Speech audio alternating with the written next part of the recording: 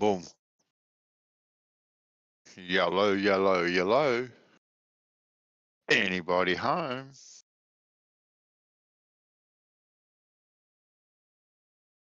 What's up, peoples?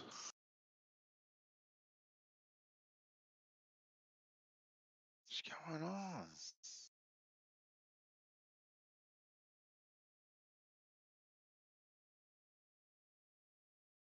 What are we all doing?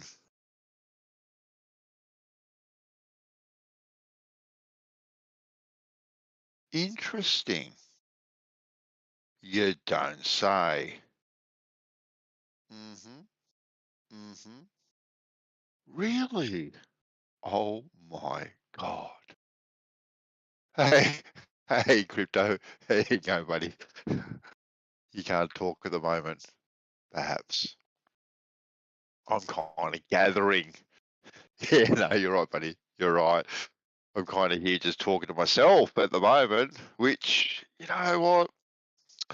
I have done that in the past, right? Then had to look out the corner of my eye to see if that white van, that white padded van is going to roll up at any particular moment, throw me in the back of it, take me to the local asylum.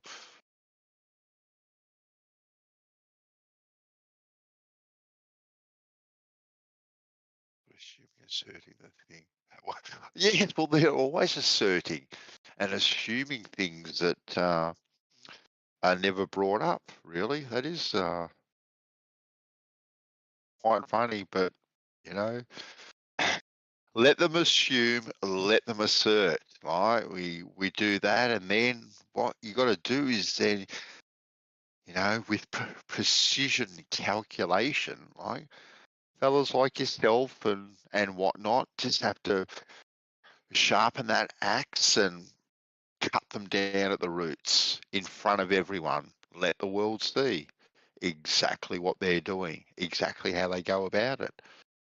Um, you know, let them speak freely. I say, let them speak freely. As much as it does annoy people, right? Yeah, they do. They do. It's like one of those computer games, the never-ending lives. You can die as many times as you want to. They do bloody well respawn, but let them respawn. One day, the numbers will be more on our side, where we can probably disregard them altogether.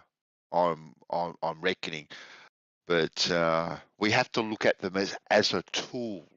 Right? That's why we've got to look at them as a tool to get everything out there. Uh, that's funny.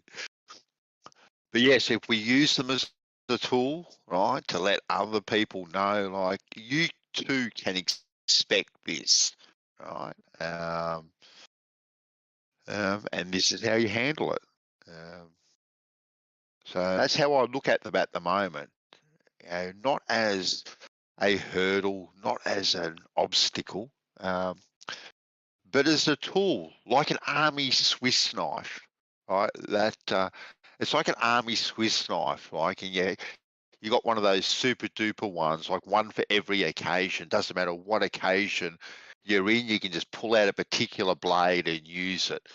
Um, like gaffer tape, also. It's like gaffer tape. Like it's a must-have for every FE's toolbox. Right, you have to have a glober in your toolbox as well, so you can use them to demonstrate that this is what to expect. This is the recipe in which they adhere to and continually roll out. And as long as we make sure that they forget to put yeast in the bread, right, it'll never rise. It'll just continue. It'll bake, right? It'll harden, but it will never rise. Will never prosper. It will never be that light, fluffy, beautiful, warm piece of the beautiful smelling bread when you pull it out of the oven. It'll never be like that. It'll always be tainted and deflated. So that's what we've got to do, really. That's what we've got to do.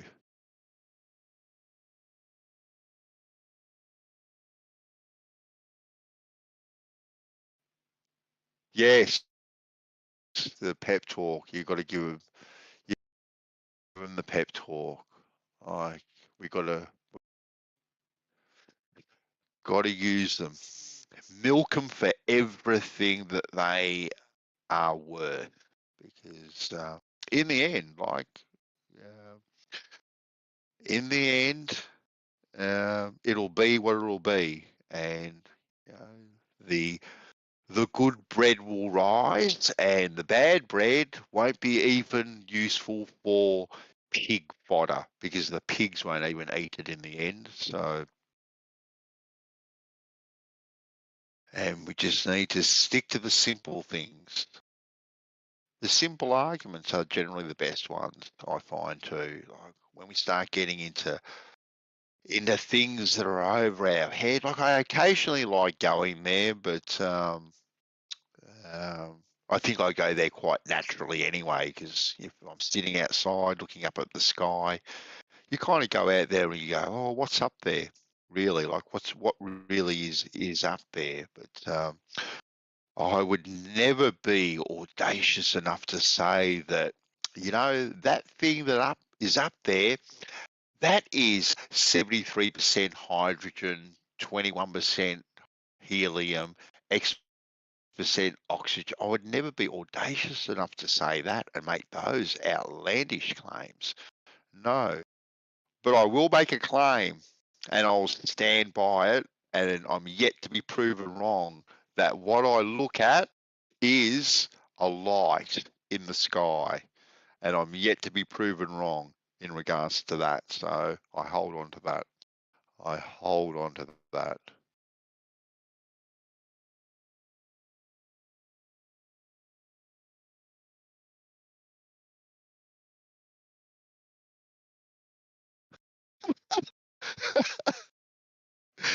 Someone's listening into the background. Hey, how you going, Paul? Flatbread. Well, yes. Well, touche, touche, Paul. All right. That is funny.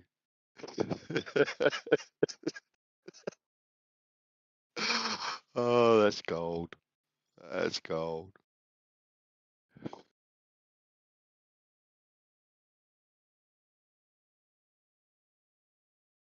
Anyway, enough of the dulcet sounds of my sultry voice. I shall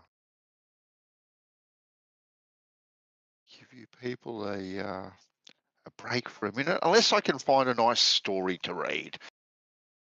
Might look for a nice story and see what we can find. Let's have a look.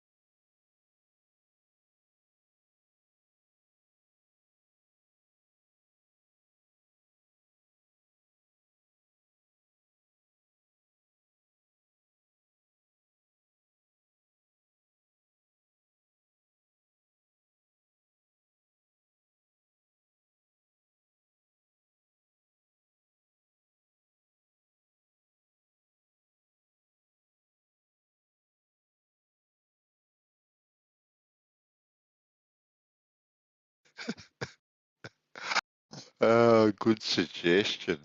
Good suggestion. Foolish can be doc. Funny. Here's an interesting article. Gender activists threaten protest at Berlin's famous Humboldt University.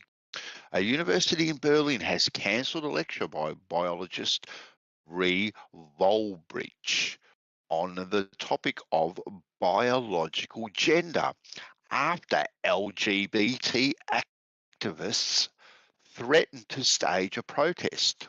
The German news outlet Die Welt reported on Sunday.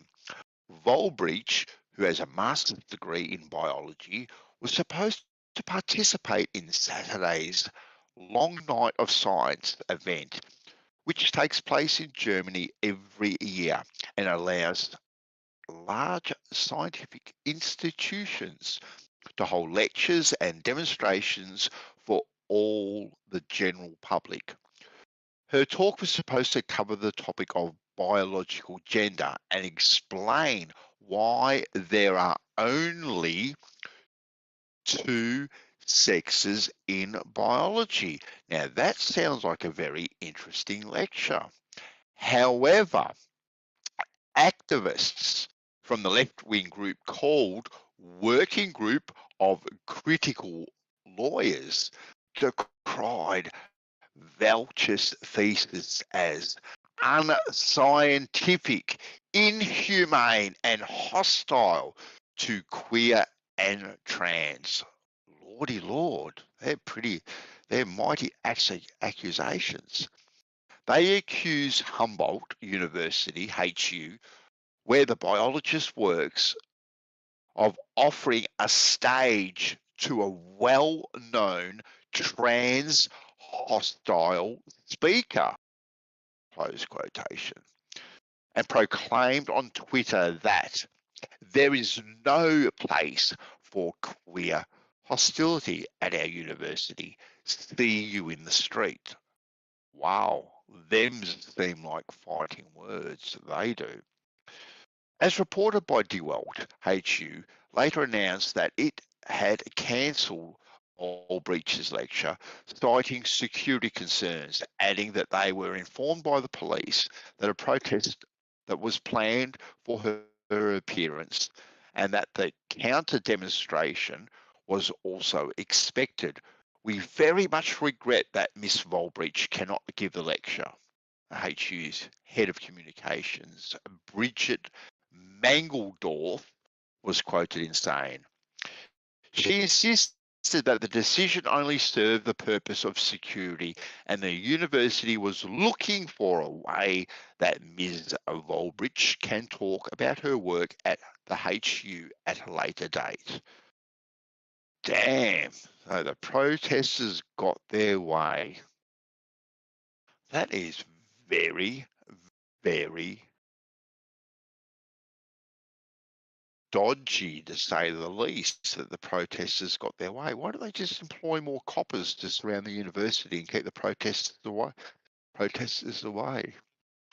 It's unfortunate that they were actually able to bully free speech into actually not happening. That is very concerning. That this cancel culture still exists and seems to actually be getting stronger. Very, very concerning indeed. Regardless of what side of the fence you are on, it is concerning that people cannot have a platform to speak and let their views, opinions, or expertise speak for itself. Very concerning. But kind of not surprising. All the same, kind of not surprising, unfortunately. But why aren't we fighting to make our voice up? No, what the, why would someone, bit of a side note to what I was talking about, but why would someone stick 31 magnetic balls up their penis? Why would you do that? Poor boy. Well, I wonder if he turned himself into a human fridge magnet. Yes, that would be interesting. Damn. Ouch. Oh, my eyes water. Oh. the water would find it difficult to find its own equilibrium after that. I can assure you, Paul. I can assure you of that.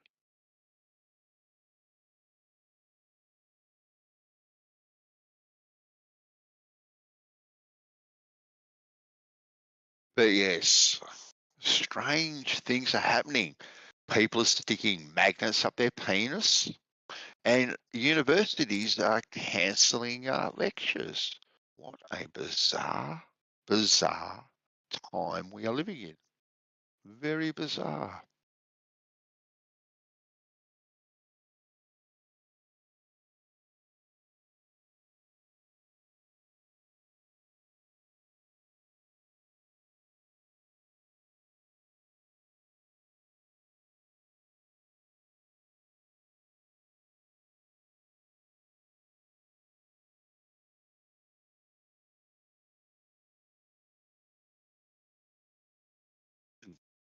The I presume you're talking to the about the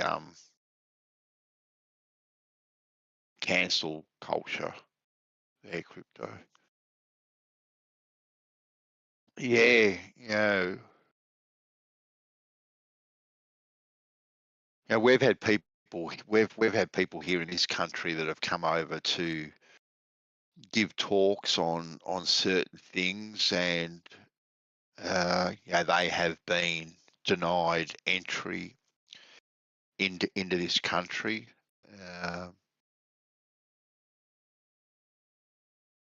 Regardless of how crazy you think a person is, let them.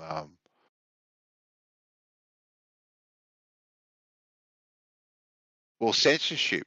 Yeah, it is a perfectly adequate term. Yeah, cancel culture is just a bullshit, probably new age type of term they put to it. Yeah, it completely is censorship. I 100% agree, and it should be. People should be appalled by it. Actually, they should literally be appalled by it, even if they disagree with what the other person is saying. They should actually be out there defending for that person. Um, to say what they want to say, regardless of what it is, regardless of what it is. If it is that ludicrous, that wrong, it'll speak for itself. It will speak for itself, and it will expose itself, and people will make their own decision. You have nothing to fear. I do not need someone sitting in a little office somewhere, or a group of people sitting around in an office somewhere telling me, or anyone that I know for that matter, but telling me what I can and cannot listen to. What gives them the God-given right to do that? Not me. I don't give them the right to do that at all. Um, I would like to strip them of all those rights and cancel their asses in a roundabout way. Yeah, it is absolutely. It is very, very concerning. I think very, very concerning. The censorship that is going on right before your eyes, and platforms actually bragging about censorship and how they are going to censor things, right, and protect us. See, now it's all about protection, isn't it? Like, they have to protect us.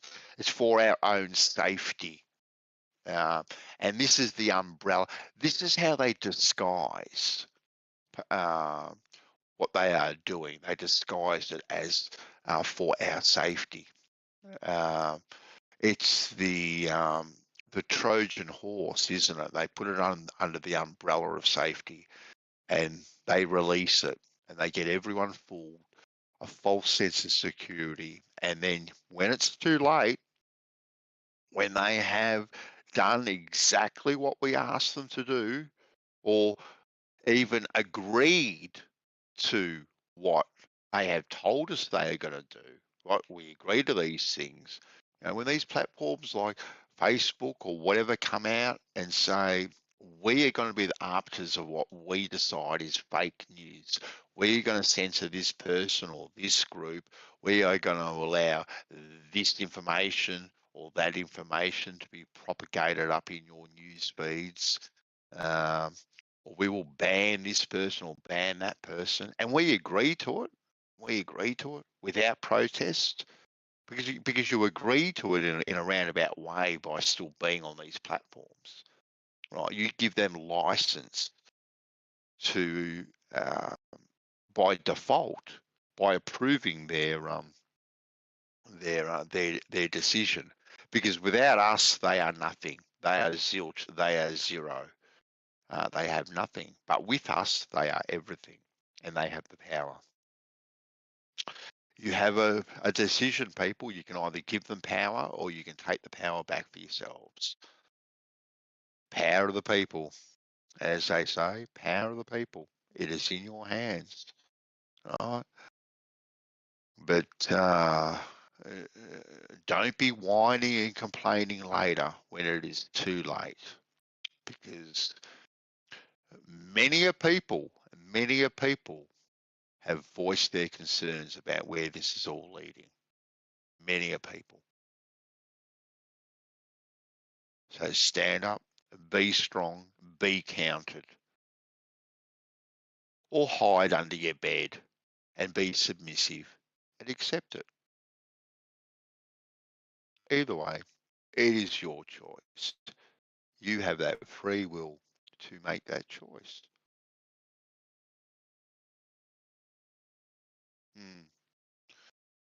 They'll bloody well defend it.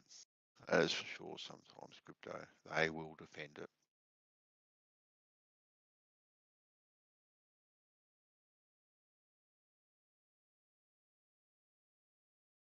But let us have the conversation. Let us have the conversation, right? Without and be able to talk about anything. Let us have the conversation without holding a bullet to our head. Let us have the conversation freely, without fear of censorship, without fear of a platform being pulled down. Because what do you have to fear? Yeah, too easy, crypto. All right, buddy. Thanks for joining you, mate. We'll talk to you later. Peace out, man.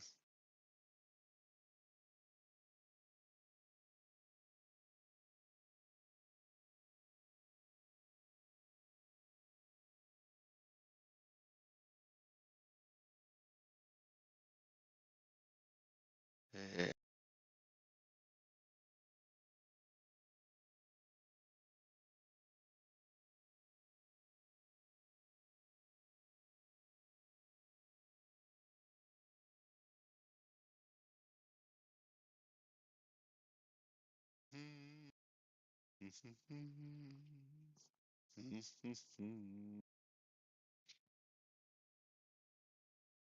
We're fine.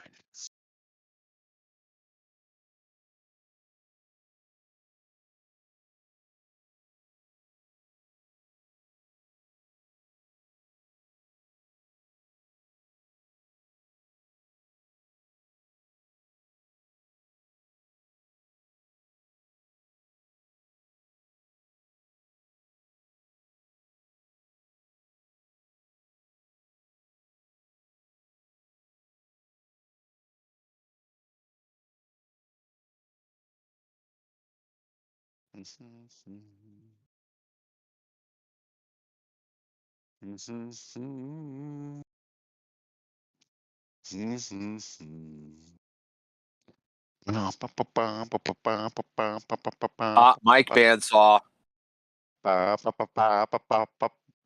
Hey, Travis, how you go, buddy? Oh man, I'm stuck in my truck for another 24 hours. Oh, there. I've been playing radio host for the last 20 minutes, just kind of, well, talking to myself with crypto.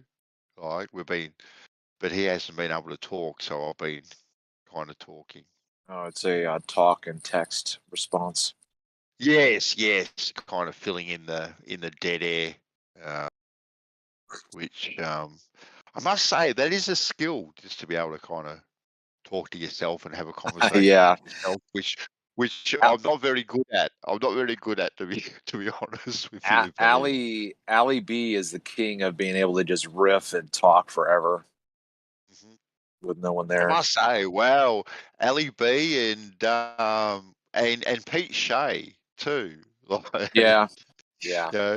as crazy as what he is, like he'll talk for 6 hours, that fellow, I non-stop know. on his Yeah, screen. yeah. It's just like, oh, damn. Yeah, it's crazy. Absolutely crazy. Um, I was I Hey, was just last. reading. Oh, go ahead. Yeah, go. No, go, buddy. Go. Oh no, I was just gonna say one of the last things I remember, maybe from a week ago, you were gonna go fishing. Oh yes, yeah, I did. Yes, did Yeah, go yeah. fishing. Yep. How'd that turn out for you? Caught some beautiful salmon, and then we had a beautiful barbecue with our neighbours. So I cooked up some salmon, cooked up some flathead. Yeah, it was magnificent actually. Yeah, it was a really good night. We had the speakers outside, so we were listening to some tunes, and having a few quiet ones, and yeah, it was a really good night too. It was quite mild. So What's yeah, it was a good night. how large were the salmon? Well, the one that I cooked up was about 2.7 kilo, and had a couple of flathead that I cooked up as well, which they were probably around 1.2 kilograms each, thereabouts. So they were, a reasonable size for flatty. Does Yeah, it was a good meal. does a salmon put up a pretty good fight? Take you a while to bring it in? Well, it doesn't take me too long because I use some pretty heavy line. But yeah, no, Okay. they put up when they strike hard and they run hard, and yeah, you do feel like you're yanking something in. Most definitely, they put up a bigger fight for their size. Put it that way. Like you really are uh, ripping and riffing on the reel. Um, yeah, the rod is like bent over in two. Yeah, it's pretty good. Um, What bait do you use for them? I just use white bait. Yeah, just white bait. That's all I use. Just frozen white bait. So nothing too exciting. I tried using lures and stuff, but I wasn't too successful with using the lures. So when we were down the street, I just bought myself a packet of white bait, and Is that still just got white? it actually. Is that just white meat or what's white bait? Yeah. Oh, white bait. It's like a small little fish. They're Oh, okay. just called. I don't know the name of it. They're like a little pilchard, like a little pilchard. But yeah, they're pretty. So I just use. Well, I just actually use about a third of those. So I cut them in a third. I use it like a third each time. Um, But generally, I throw my rod in there and I latch on pretty quickly now for some strange reason. And when I've got three or four, I stop. I don't catch any more than that because there's just no need. Um, Yeah. there's no need to fill up the freezer because the beach is literally 200 meters from my back door, so I'm not gonna waste that time. Just Yeah, yeah. You filling can up just get it fish. fresh. Exactly. And there's nothing better. There's nothing better. I bet. I bet.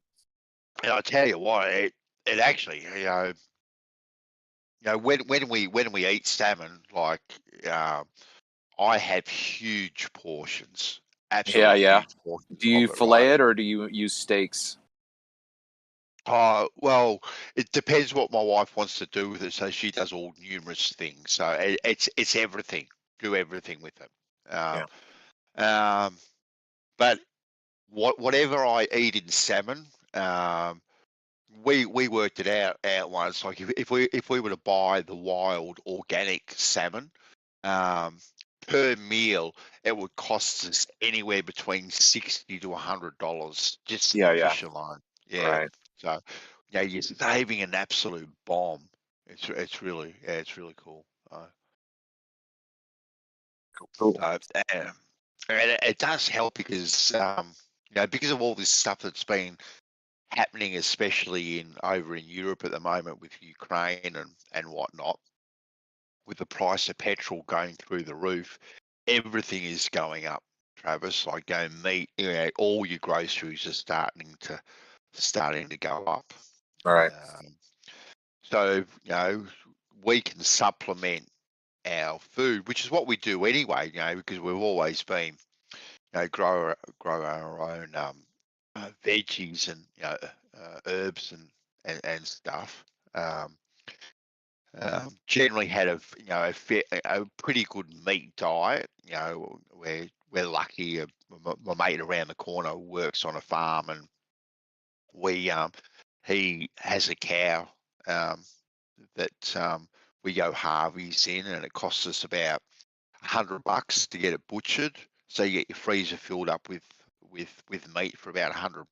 So our meat bill is next to zero, really, if you really think about it.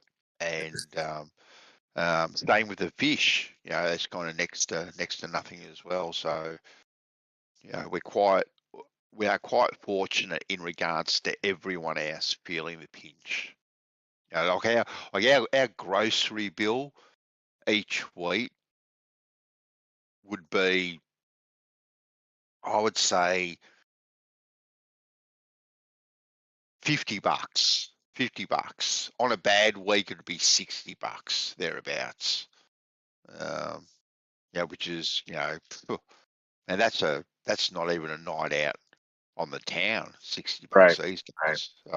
So we're pretty fortunate there. So I do realise that we are in a very fortunate position, and I do empathise with what people are going through at the moment with the rising cost of everything, most definitely. But you kind of got to make your own luck too, sometimes, Yep. Yep. a bit. But, uh, but again, I've been thinking about your depth of Mirage's idea, Travis. Yeah. Yeah. Well, that's why I'm keep putting Uh, it out there. I want to hear what people think about it and think through it yeah, a bit.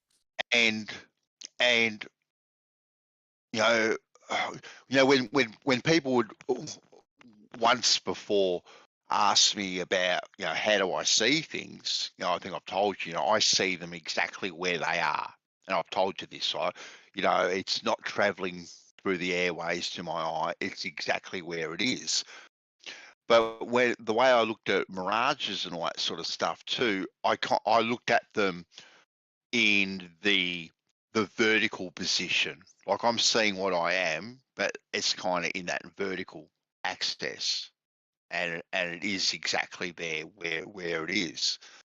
Um, and with this horizontal um, access thing that you've put out there, and if you think about it, it's simply as a shadow too, or a reflection almost.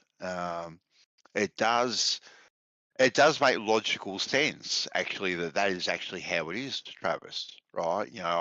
I've had no problems whatsoever in thinking that way in regards to it. Like it actually it's been a very natural transition to think of it in that horizontal axis, like with that depth that you did explain, and now I see it that way. And when I think I said to you, it was either it was yesterday or maybe earlier on today, maybe, to get down on a mirror and kind of look at what you're thinking about, Yeah. and see if you can make any. I know it's not going to be exactly the same. I know I get that, but is there a similar sort of analogy with that?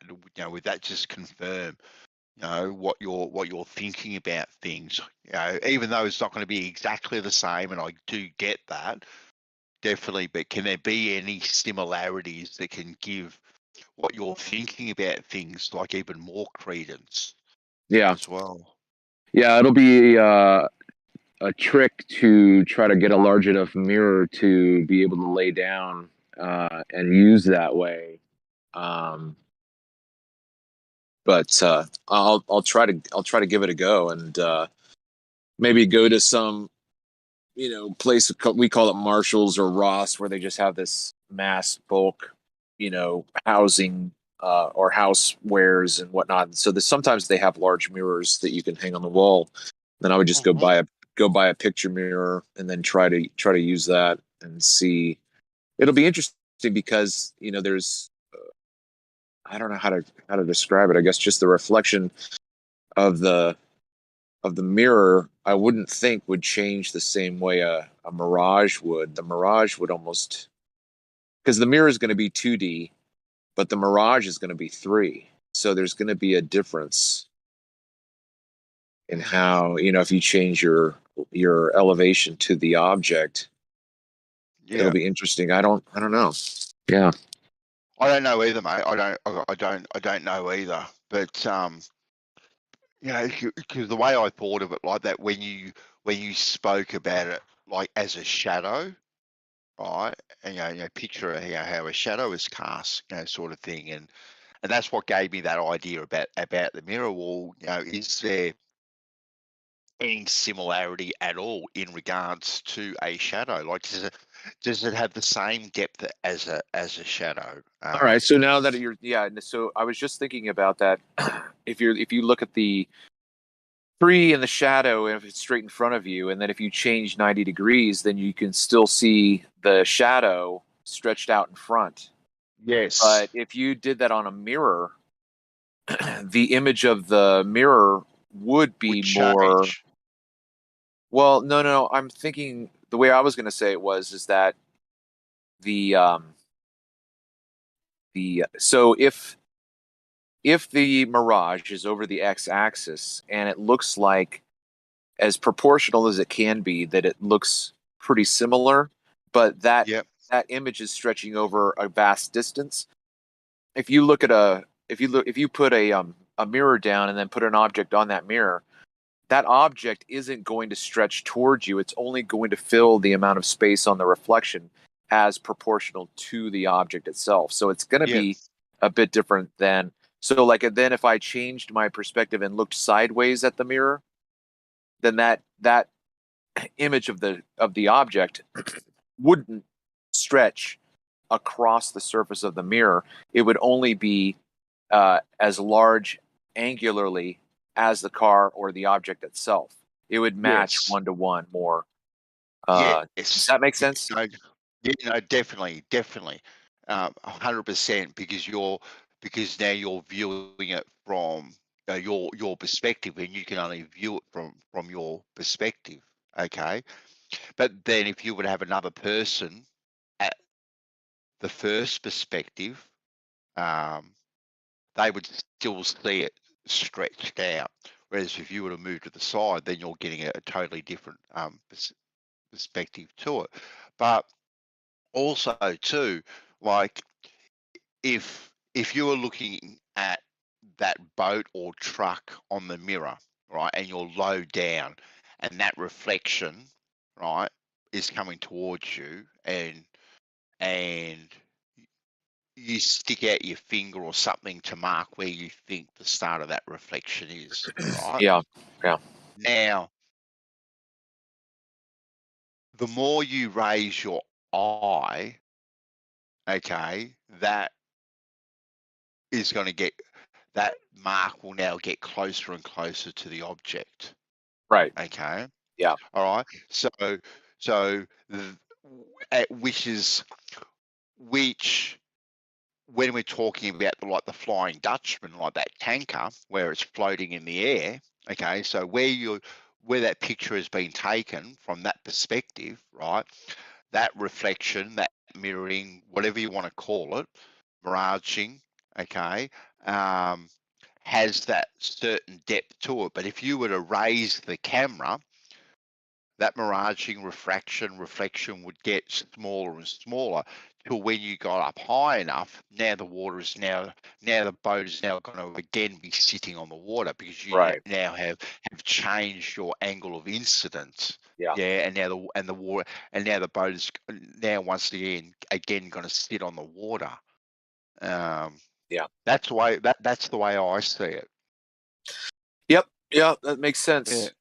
And Yeah. then again, you're looking over the axis. You're not looking over a curve. You know, you're not like Yeah. when you raise an elevation, you're not seeing farther over the curve. You're seeing distance. Yes. Exactly. Yeah. Yeah. Yeah, well, yeah, that's exactly what we think. You know, we're looking, further in distance. We're definitely not looking, over a curve per se. But yeah, no, it is definitely much more interesting or interesting way to look at it now. This depth and it is gelling for me. I must say, like I can see it in my eye what I'm talking about and what you're describing. I definitely can see it, and I can definitely be on board with it um, as a proponent for it. But yeah, to have some more observations, and I don't know how you would go about testing it and proving it at all.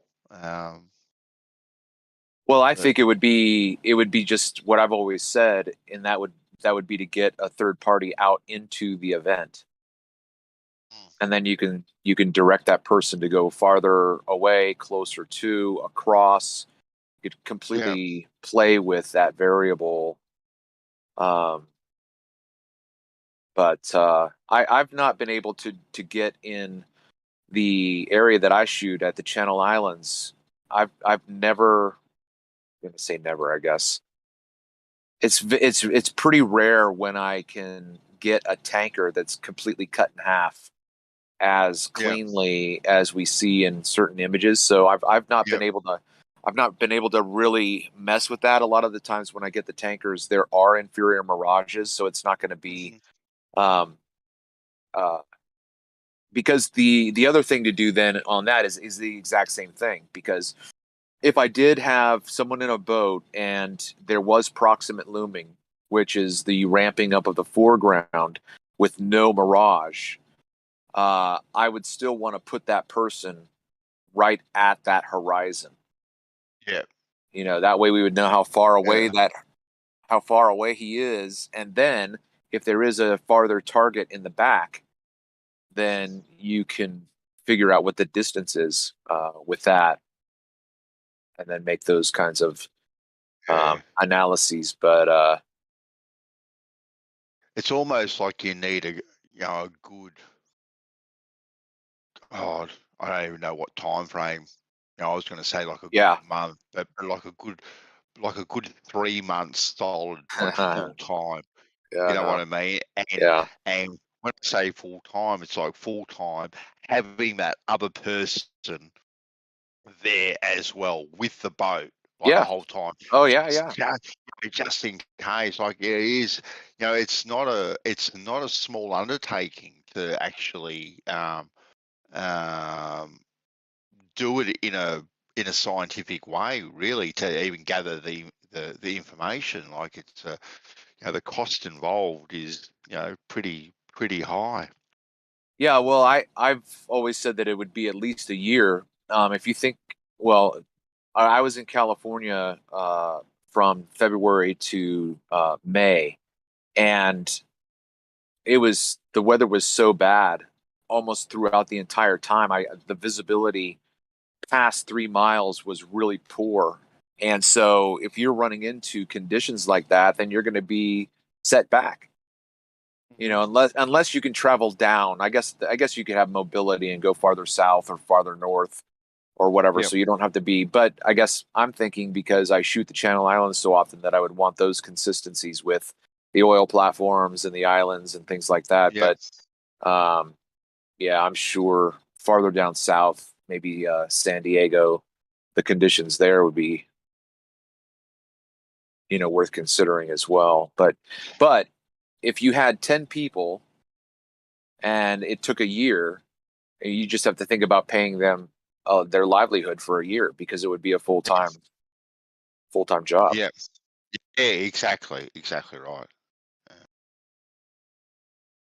Plus the You know, expenses for the equipment. I don't know. I suppose you've already looked into it, Travis, but like avenues to get grants and stuff like that to possibly pursue it are probably pretty few and far between Well, to I pretty I much gave it one. non-existent. Yeah, I gave it one shot. I did a grant search and then found one. I mean, it's been a couple of years, but I found one and I started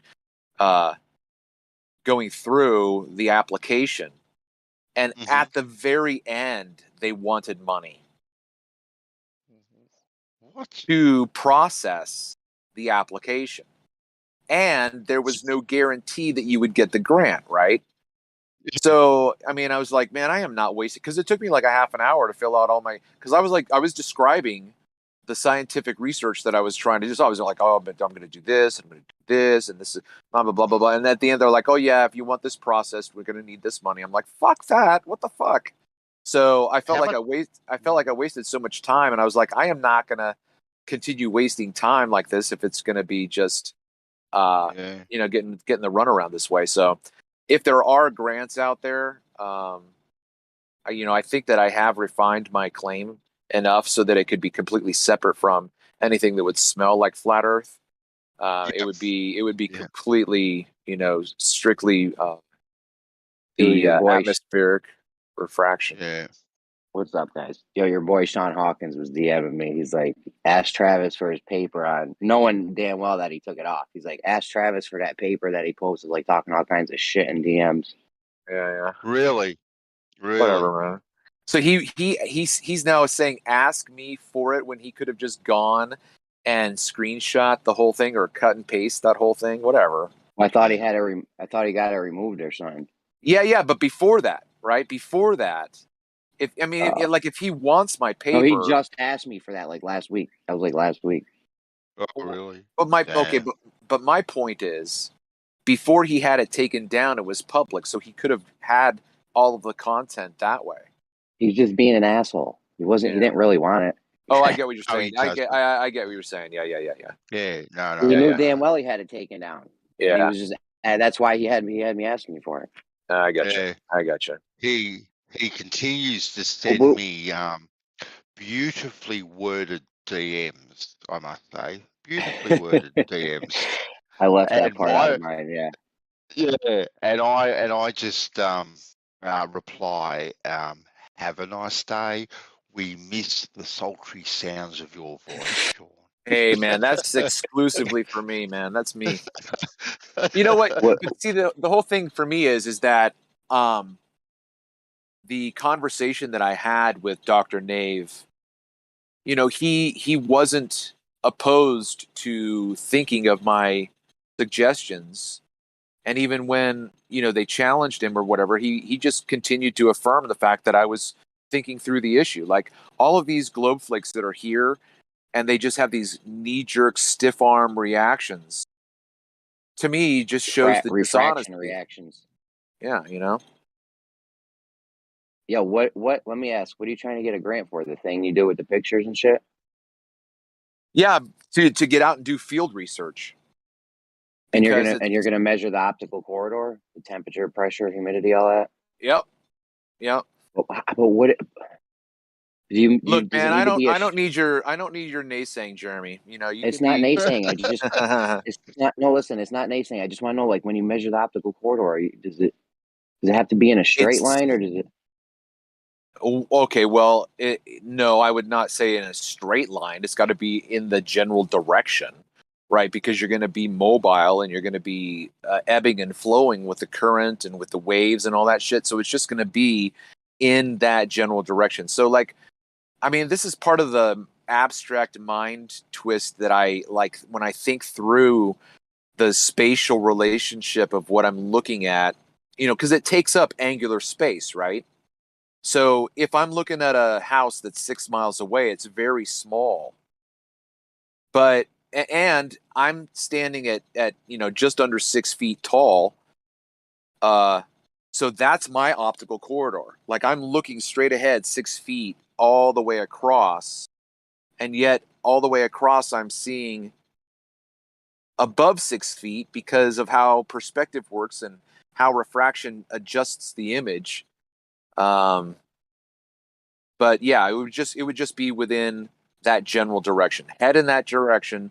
You know, don't go a mile to the right because then you're not going to be where we're looking. Yeah, you know when you look, I was looking at a road. I think it was yesterday or the day before. I can't remember. Short road, wasn't even long. You know, maybe Yeah. 4, 5, 600 yards or something.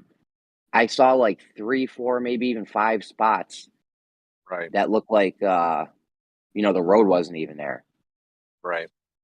In the road, Was like it the temperature. alternating? Was it alternating? So you had mirage, and then you had road, and then you had mirage, then you had road. Like Yeah, it was like which 100, you yeah, know, a yeah, few 100 feet, and then there would be road, and then another couple 100 feet there would be a little spot with no road, and then more road after. yeah. So what's going on right there? The temperature, pressure, humidity is changing that drastically in just those No, spots. no. Those spots are higher. The grade of the road is high enough to for the road to be above that gradient. What? Say that again. It's like you have to think about like little dips, little dips. I mean, they're just subtle. It's not big. Like if Just you little dips in the drove, road is what it's from. Okay.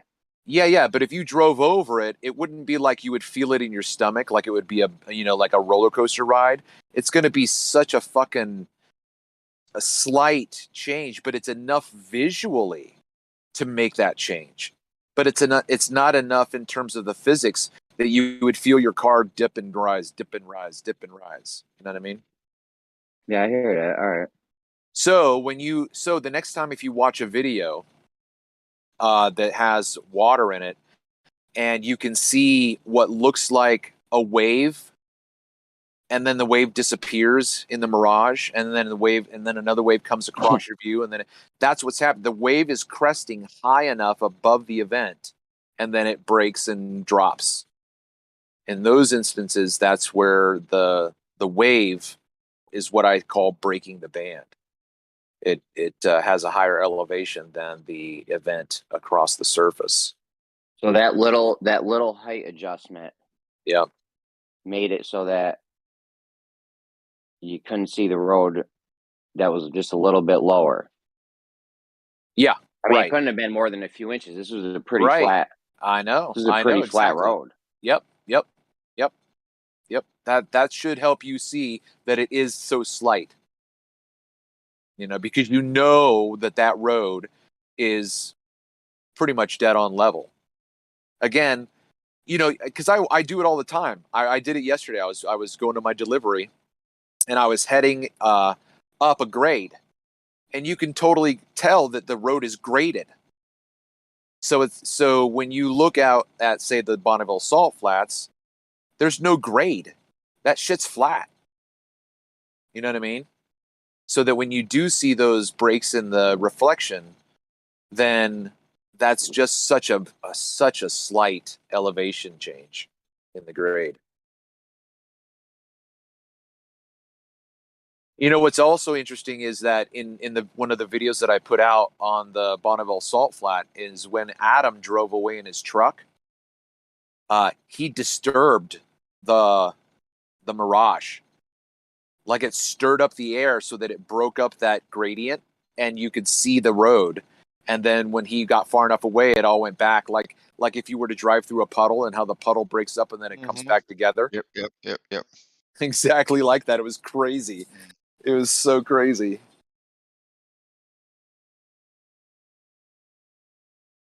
Oh no. You should get a grant, and then we should use the money to make a straight line.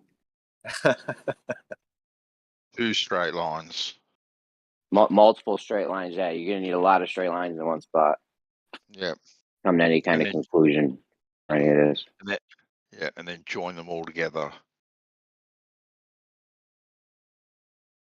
Wait, what?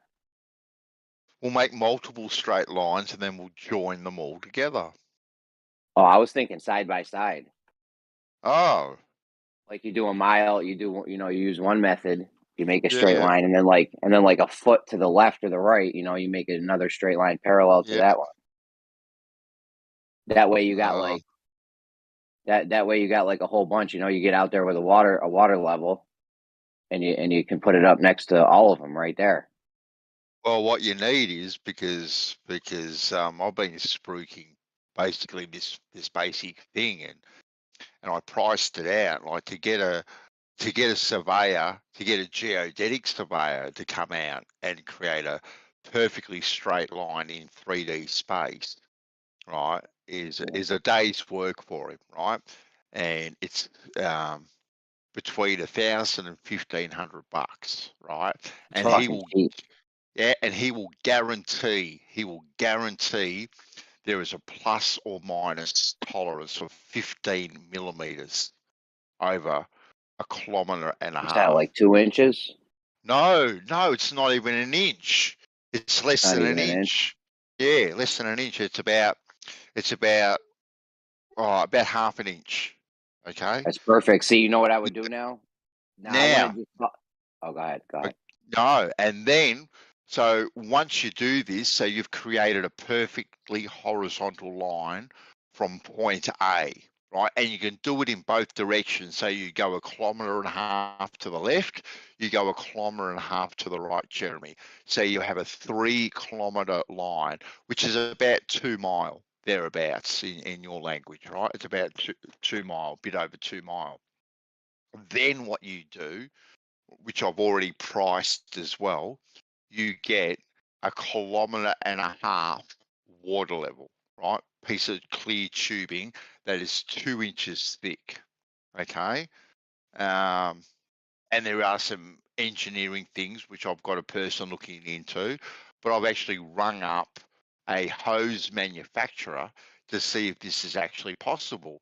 And yes, we can get 1.5 kilometers piece of clear tubing, and that cost is about $7,500, right? Which I think is What? still, yeah, it's cheap as. That's That's cheap as cheap. chips. That's cheap, Jeremy, right? Hey, it's Australian dollars, right? That's cheap. Oh, all right. Okay. That's like $5. Yeah, Okay. yeah.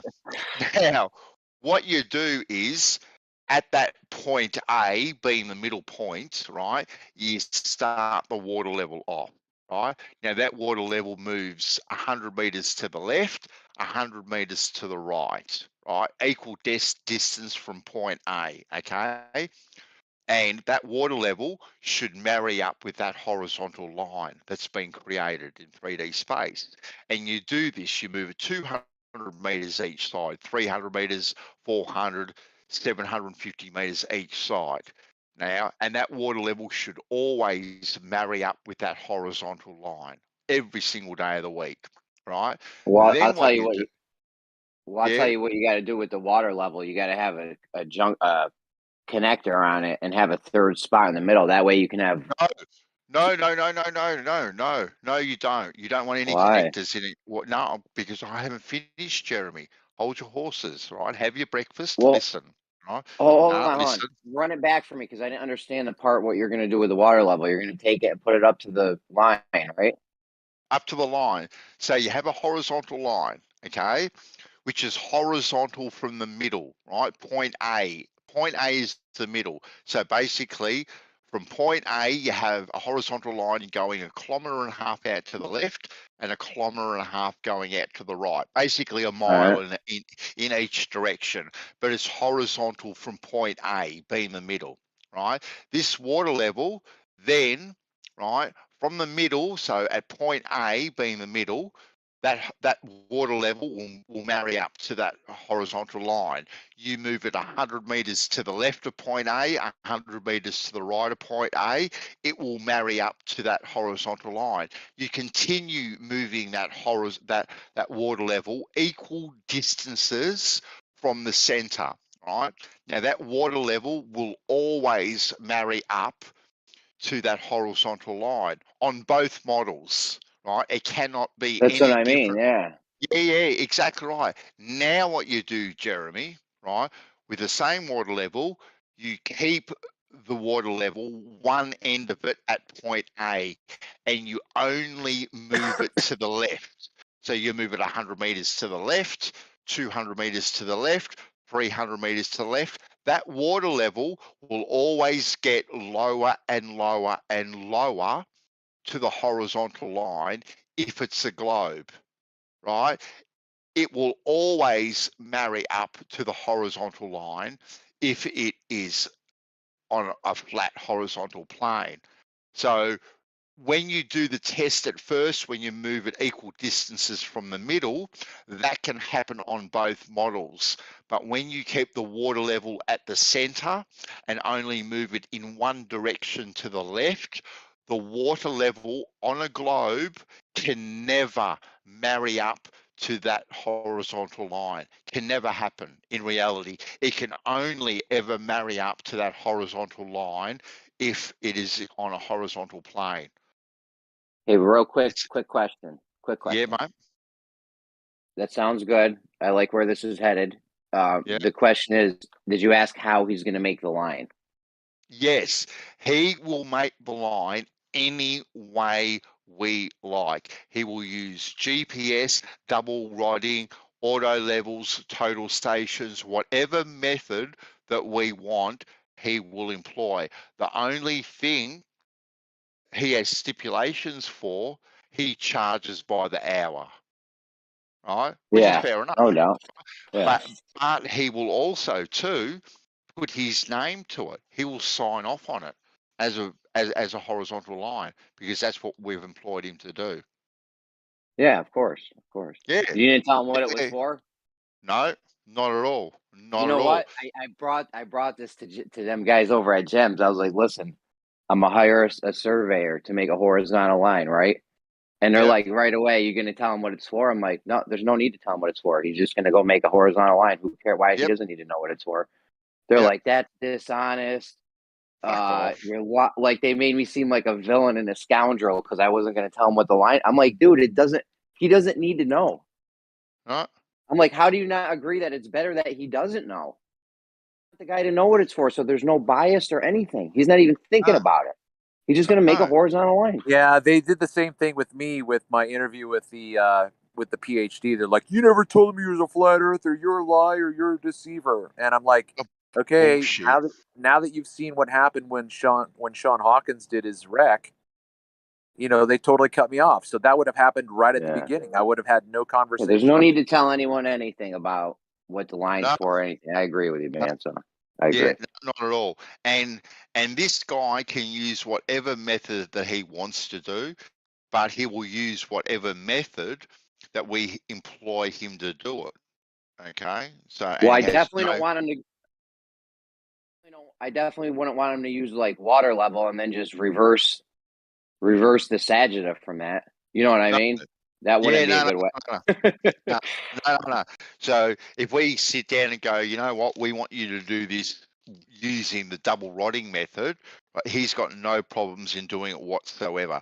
Now, he said himself that for him, the quickest way for him would to be use GPS, right, to do it, right?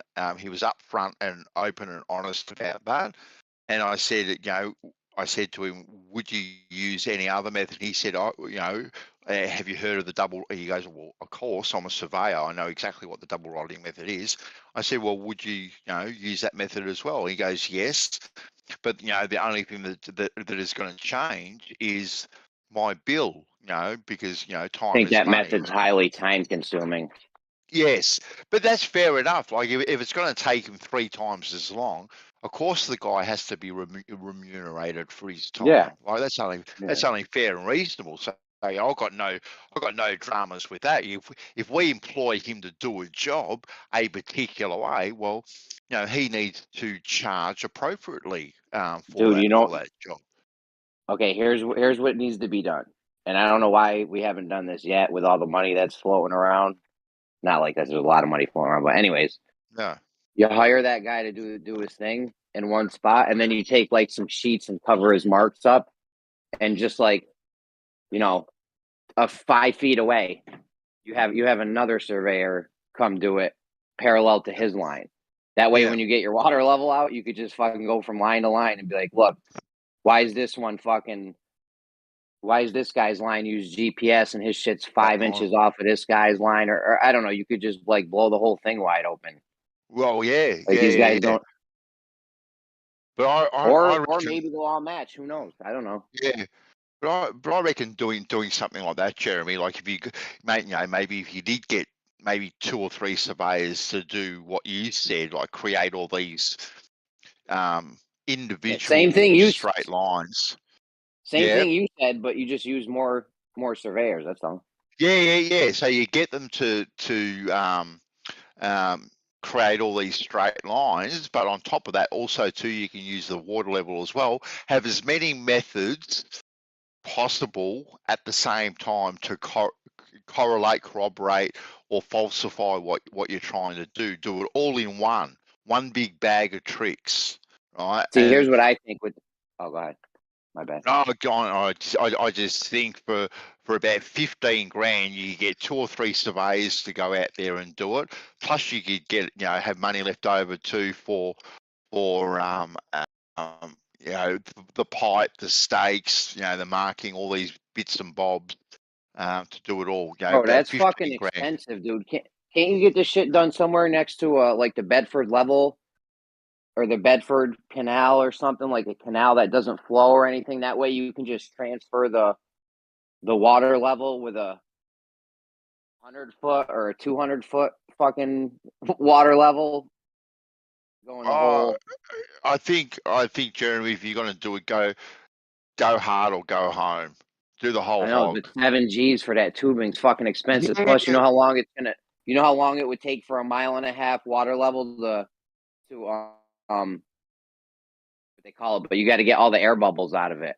Oh yeah, and you got to put chemicals in it to reduce the water tension and all that sort of stuff. I'm well aware of all these other, the headaches that might be involved in it. But I like I said, I think if you're going to do it, go hard or go home. How much land you got? How much land you got, man? So.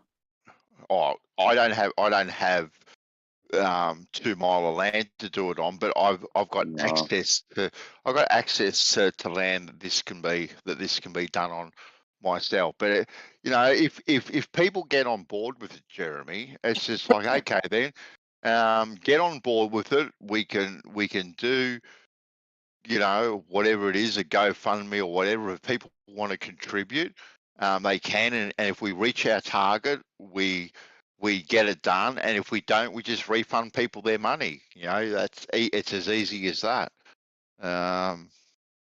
But at least do something instead of talking about it all the time. We should just get it done because I know we've been talking about doing things. Yeah, go man, go. I think that this drop, this 8 inches per mile squared, I think that's an optical effect, right? Mm-hmm. And I think that double rotting method where you you set your auto level up and then you put 3 points in front of you. Mm-hmm. So you're making a horizontal and you got 3 marks now in front of you. Yep. Like say 25 meters, 50 meters, and 75 meters. Yep. Those are where you do your 3 marks. So you got A, B, and C. A 25 meters, B 50, C 75. So you move your auto level up to A, where A was 25 meters away. You sight your 2 marks. You don't even worry about forget level, right? You just sight these 2 marks up. Yep. And then you make a 3rd mark. Another 25 meters, and you just keep leapfrogging like that. So you're not using level. They can't say that, your level is changing. That's why yada yada. You know what I mean? That's their excuse for when you move your auto level. They'll say, your plumb lines aren't parallel, so that's why. Yes. Yeah, that's why it looks like but when you do this though, but when you do this though, you're not even worried about plumb or level anymore. It doesn't even matter. You're just sighting your 2 marks. and what extending your horizontal that way. Because what I was think that optical, that 8 inches per mile squared thing, that's an optical effect, I think, right? And by doing this, you get rid of the exponential effect. So you might still have a little drop at the end, just from the natural optical. Yep. Just from the natural optical effect, but you're going to eliminate the exponential effect out of it, I think. Yeah. What was actually interesting, Jeremy, when this fellow was talking, he said when he uses GPS, right, on long runs, right, he has to calculate in the Earth's curvature, right? So whether or not he adds that on or subtracts it.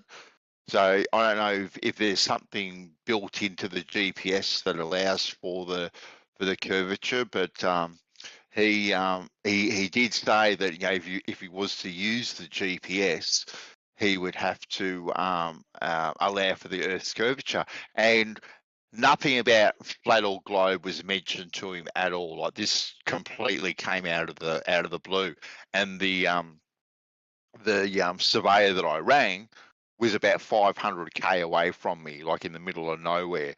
So, you know, not even aware of what we're talking about. I wouldn't think, but it was interesting that he said that if he did use GPS, that he would have to allow for Yeah, well, I would have a curvature. guy. That's what I mean. I would have a guy do a bunch of methods, not the same guy, different guys. Yeah. I might even call the same guy back later. Like, say you hire that guy. Say you hire that guy. You have him come do the double rotting method. I would have a few more guys come do different methods, and just keep covering them up with sheets every time a guy comes, and then call that guy back and be like, you know what, I want another straight line in the same vicinity you just did the last one, but use GPS this time. That way you can take your water level from mark to mark, and you'll be able to measure how much it's off by. Yep. You know what I'm saying? If any of the lines are off, you'd be able to measure it with the water level. Exactly. You know, you're saying that allowance, I'm just working out in my head. If you had half a ball, from equator to equator is 20,000 kilometers. So he would need a grid that's 20,000 kilometers wide, a square that's 20,000 kilometers each side. So his accountability from one thing to the next is a big fucking difference. If you were to do the easy way, you know, like if you maybe I'll fuck that up. Actually, I'm just trying to think of it. You know, if you've got a square that's 20,000 kilometers by 20,000 kilometers, that's your area, 400,000 kilometers. But the Earth is only half sphere, is 250,000 kilometers. So does he have to take each measurement and divide it by that ratio there? Bandsaw. He never asked what the line was for. No, not once. Not Why? once. Why didn't he ask? Yeah, you're not wondering why he didn't ask? I am. Why should he ask? Really? Just out of like conversation, probably talk to him for a few minutes, right? Be like, hey, what's the line for? What are you doing? Because generally nobody wants a perfectly straight horizontal line. Like, well, not like a thing. No, the conversation started off with me just ringing him up, asking him a few questions about long distance surveying. You mind answering a few questions about long distance surveying and the optics and what you have to take into consideration, and he started mentioning about the hazing and mirroring and refraction and these sorts of things he has to take into consideration. But he was saying, these days it's so much easier because we can use GPS. So we can survey these areas, and if trees are in your way or whatever, we don't have to worry about having line of sight. This, that, or the third, and okay, that's interesting. And then I said, look, just out of curiosity, what would it take to create like a perfectly horizontal straight line? So it was I actually replayed the conversation. I think you might have been here to hear it. Or that might have been the NASA one we were talking about bullets actually. Bullets. But I heard the you've heard. bullets one. Yeah. Yeah, I heard the yeah, bullets yeah. one. But it was just a general chitty chat with the fellow, to be quite honest with you, and he was really friendly, really easy to get along with. He was an older sort of chap. He didn't have any he didn't give away any air of any suspicion or anything like that, like what I was asking or talking to him about. He was quite happy to talk about what he did. It was just like we were sitting around the table at the pub. Jeremy, He's to be probably quite happy honest to with you. just talk. He's probably happy to just talk. So imagine if you had this boring job no one ever cared about or talked about or Yeah, anything.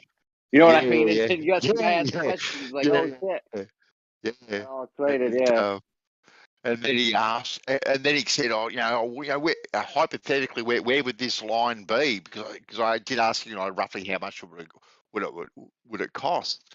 And he said, because if it's too hard to get into the terrain or whatever, that might make it a bit difficult. And I said, well, don't worry. I said, wherever this hypothetical line might be, I said it won't be in Wombat State Forest where we have to bring our machetes and be Go around cutting through the trees and jungle, shit. and Yeah. whatnot. So it'll be pretty straightforward. Yeah, just some open land. Yeah. Exactly right. So like I said, he was very, very open to it, and like I said, he was No doubt. very eager. He was very eager to talk about how he went about things. To be quite honest with you, Jeremy, like it was just like, yeah, it was just cool. It was just, okay, look, I'm not having to talk about whatever boring stuff I'm talking about. People are actually really interested in what I'm doing. So Yeah. yeah. No doubt. Yo, Get it happy happening. 4th, guys. Happy 4th. Happy 4th. Happy man. 5th. Happy 5th. What? It's the 5th, not the 4th. Fucking time traveling ass The fifth man futuristic still? motherfucker. Yo, what's up, Jared? What are Thinks he's y'all cool talking because about? he's in the future. Right? Straight line. Straight lines, my friend. We're talking about straight lines. Oh, okay. Yeah. And how you're trying to hijack my idea as your own. Come on, Oh, guys. man. So it was my idea in the beginning. I actually gave it to you. I let you Nate, have. you let me have nothing, but I'll take it anyway. Yeah, better take it. Yeah. So when Nate gets his Nobel Peace Prize for it, because this will solve world peace. So it's going to be a peace How so? prize that you're going to get.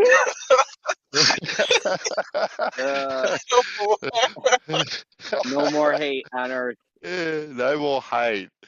Yeah. Yeah. Yeah. Well, Yo, well. Alright. yeah. Buggy So, I your mean, Nobel Prize. You're going to get the Nobel Peace Prize, my friend. Nobel Peace Prize. That's Yeah. not even really a good one. Like I think Tookie from the Crips got that. Like, Oh yeah. give that shit to anyone. Obama got one. Yeah. Obama got one. Man, you'll be in Everybody got one. an illustrious crew with your photo on the wall next to them all. Yeah, bro. Yeah. You'll probably get an invite to the Illuminati too. Damn. The doors that it will open, crazy. Nate. The doors that it will open. Would you guys join if like the Illuminati invited you? Oh, I hell would yeah. join them. Yeah, Hell in yeah. a heartbeat. Yeah. I'm in. Count me in. Yeah, I'm in. What? Damn yeah. Yeah. If they were like, don't worry. Yeah. If they were like, yo, we got you. We want you in our, you're so good. We want you in our club. I'd be like, all right, let's do this shit. Hey, come on. Initiation begin. Let's go, boys. I mean, you got So you guys would join the 1%? You got to be You making. guys want to be in charge of the world? If you're in the Yeah. Illuminati, you got to be making some good fucking bank with those guys, right? They're not Exactly. playing. They're not just playing games. Yeah, that's right. No more bloody phone farming. You can forget all that. I mean, you'd probably be privy to information that you wouldn't have if you weren't. Right? Yeah. Oh, Just That's the crazy. forget the money, just the information alone that you would have access to. Now they might let you in the Vatican Library or the Smithsonian vaults or some. Who knows? yeah. I knew y'all wasn't righteous. What? What do you mean? Damn. What are you confirm talking about? They'd confirm the flat Earth, everything, man. We're not righteous. How dare you What are slander you guys our would talking names, about, mate? Nate? Sell your soul What for all the of that? hell? Yeah. No one's You selling sell their your soul soul. just to really know if Earth is flat or not? No, first of all, no one's selling their soul. All right, and second of all, you know, we Yeah. Jeremy, what do you think is the price that you got to pay to join I don't know. up with How do these you sell your soul? What exactly does selling your soul look like? Yeah. You make a deal with them, you know? Okay. To what? That they have my soul now? Like what? I don't get it. Yeah. What's the deal? Yeah, What's the deal? you make a blood oath with them, right? It's like making a Oh. deal with the devil. What and cool. that? Why do I what? I don't know, Nate. So for all the information and riches in the world, you give them unwaverable loyalty and your soul. So you are loyal to them in this life and the afterlife. Well, whatever. I don't even know if there is an afterlife. So okay, we'll go with that. Yeah. So do you have to like make a blood pact? Like cut your hand Like I open, cut like my stick finger. it. Yeah. You have to do that. You all. I don't even know What if it's if- what blood. if I'm Sometimes anemic? it could be any type of bodily fluid. You know, it gets crazy over there. Any type of. I could just pee on them. I could just pee on them. Yeah. Nah, bro. Like they make you you gotta do crazy shit. Like you gotta have sex with the girl, and then there'll be a goat over you, Most and they of us- cut the goat's head off, and the goat's blood Mushrooms. falls on you. Sex magic I'll- and whatnot. It's fucking crazy. People give pay you- a lot of money. Yeah. People I'll pay give you a the lot hot of tip. money to be able to do that, Nate. Yeah. I'll give you. I'll give you the hot tip, Nate. Most people do have sex with girls, so I've got no problems with that. No, he said there whatsoever. was going to be a goat, and then you had to cut the goat's head off. Oh and drip yeah, the that's blood all on you. right. Yeah, if a goat sounds wants to. okay. That's all right. You ever hear of Yeah, Marina so- Abramovich? You ever hear of Marina Abramovich? Sounds like a tennis Yeah. player. Okay, so Yeah. clearly you don't know who this person is, right? No. No. All right, Are they a Marina tennis player? Abramovich is somebody that was within this network of people that was in the Hillary Clinton and Joe Podesta email. Do you know anything about that? The Clintons, I mean, just basic Do you shit. know They're corrupt anything as fuck. about that? Do you know anything about No. About the Clintons. Okay, cool. So you're immediately dismissing the possibility of you have no knowledge of it. What's up? Dismissing what? Marina Abramovich is considered a performance artist in this elite class of billionaire society. When they do things like the Met Gala, they want Marina Abramovich's art within the Met Gala. This is what they call like spirit dinners. And if you don't think this is real, you could read the emails. If you need me to pull that up for you, go fuck yourself. What? What the fuck, man? What the fuck's I'm your not. problem? I don't know. She's like the satanic pretty- priest to the stars and He was. the elites. Damn. Well, Did she have sex with your dad or something? I mean, what's your problem, maybe. dude? She's an artist. She's probably got some pretty cool art. I Y'all can are very appreciate What's cool art. what's the point of that though? I don't get it. First of all, Because your you mic want to is shit. dismiss the possibility of shit. Dismiss the possibility of what? Yeah. He's just Blood asking questions, sacrifice. bro. Blood sacrifice Just ask and how people questions. consider souls currency in the spirit realm. Uh-huh. Tell him, bro. Tell him. Shut the fuck up. You literally just mentioned it. It's so stirring up trouble, Nate. Uh, Oh, That's what I do. Yeah, people that don't know anything, they usually have like this weird, immature laugh after they hear I the truth. mean, listen, cool. They're gonna make me Mature. drip some blood on a dead goat's head or something. All right. Like that. Sorry, Bro, man. don't shoot the messenger. I'm not mad Well, at you. if the messenger's a dick, we might do spit wads. But you know, And yeah, we're comfortable over here not knowing anything. Bro, I yeah, believe yeah, that they do we're good. weird shit We're like good. You that. can leave now. I believe that they do weird, goofy shit like that, where they're like, "All right, your soul is ours now," and they say some words and do a ritual, and you fucking have an orgasm while there's a bull watching, and then they kill the bull and they drip the blood on. Like, cool. I believe that shit happened. Yeah. I'm not down with that. Is what it Yeah, you were dismissing it like until I started talking to them. No, I wasn't dismissing it. I was saying I would do that shit. Let's fucking go. I'm with it. Let's go. Drip the blood, the goat bloods on me. You just missing it. What's up? Go, like, right? What Benzo? No, I will. There, we're down. What bandsaw you're No. clipping? What'd you Nice say? little Benzo? Is me was underneath the stars. Bandsaw Yes. you're hot, Mike. I don't know. People. so it's hard to hear you, bro. I can Yeah, hear him is he just talking fine. to us? Yeah, No, but he's he's talking talking to to us. us. He's not talking right now. He was just saying like random shit though. I don't know if it was because he was clipping or. Yeah, like he was just saying, like, I'm down under the stars. That's all I heard him say. It was weird. I'll be right back though. Yeah, man, I wasn't dismissing that ritual blood oath shit that they do. I was just saying I would do it to get in with these dudes. No bueno. Like, I wasn't dismissing it at all. Somebody was. It might have not been you. No, I don't. Bandsaw was with it too. He's gonna have sex with a goat. He said, and then if he's got to get in, that's what he's got to do. Oh, he said No. girl. A sheep. I thought he said sex with a Yeah. sheep. Oh, sheep. Sheep, guinea pig, girl, whatever it takes. We're do it. He's a man.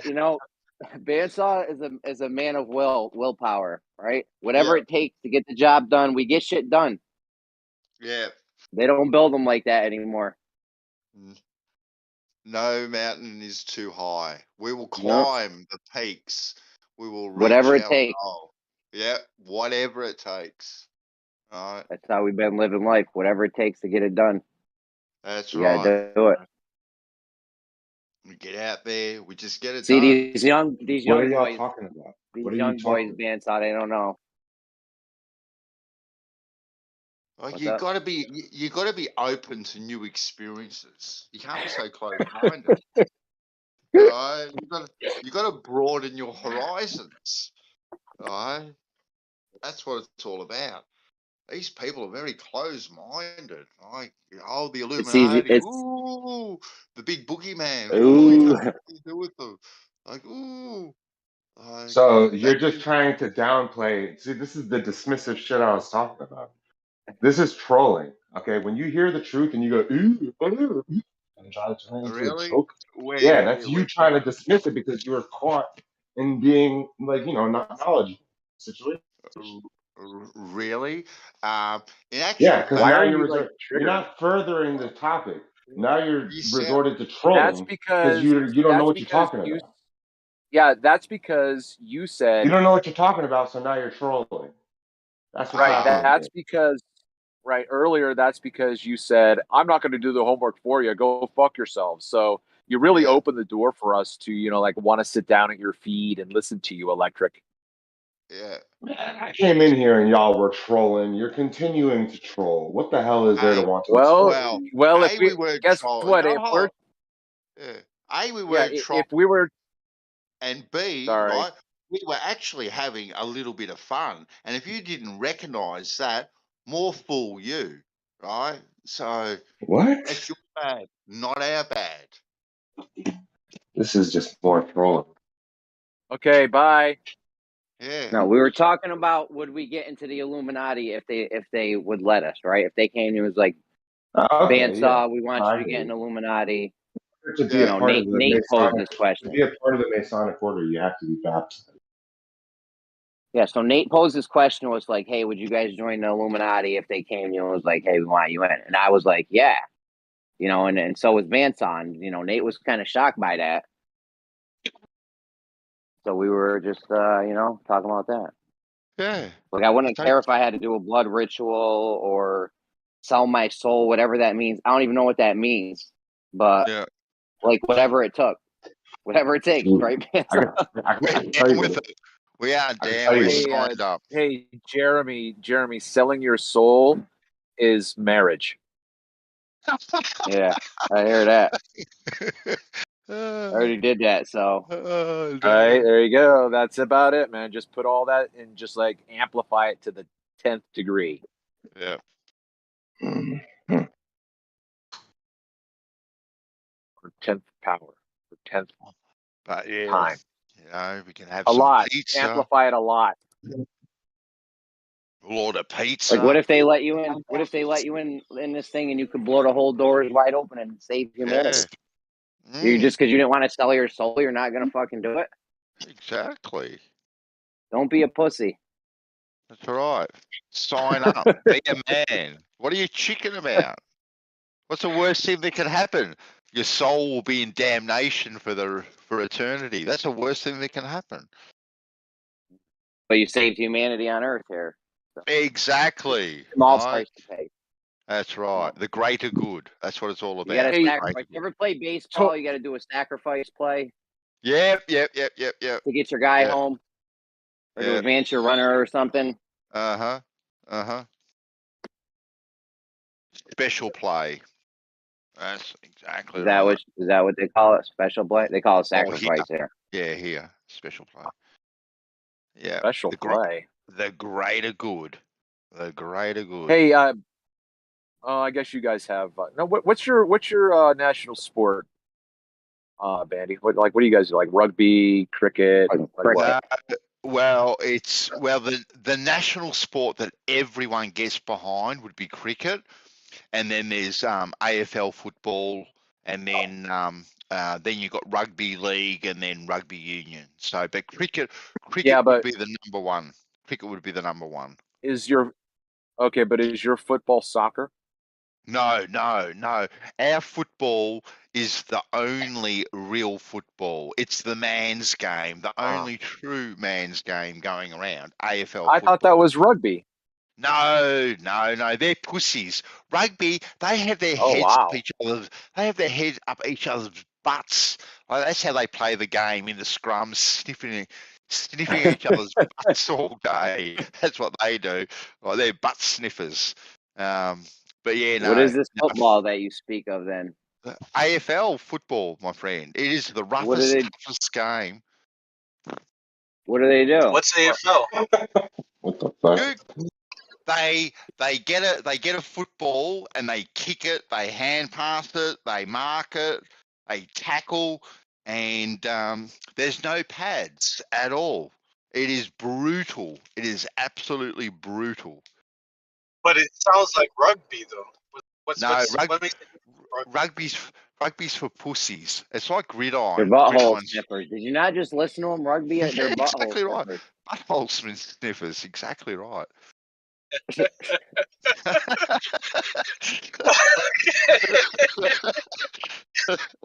But like, what makes it more dangerous than rugby though? Like, what about its rules? Like, Because Well, rugby, they're wearing here, right? yeah, For well, one. rugby they can wear shoulder pads and stuff, but rugby you can only tackle front on. In AFL football, you can get tackled from any direction, blindsided, taken out. what? Yeah, any direction whatsoever. You've got to kick it. You've got to What do you mean mark. what? That's what they do in the NFL. No. Why that sounds surprising to you? No, but the what is coming from rugby. So in rugby, I can only tackle you if you can see me coming.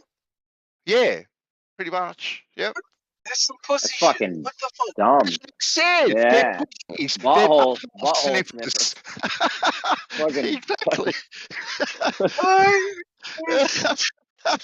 So AFL is basically NFL without the patent and protection. AFL is NFL on steroids. I gotta look into this. Hey, No I doubt. posted a link. I posted a link for you. I don't see Yeah. what makes it more dangerous than the NFL.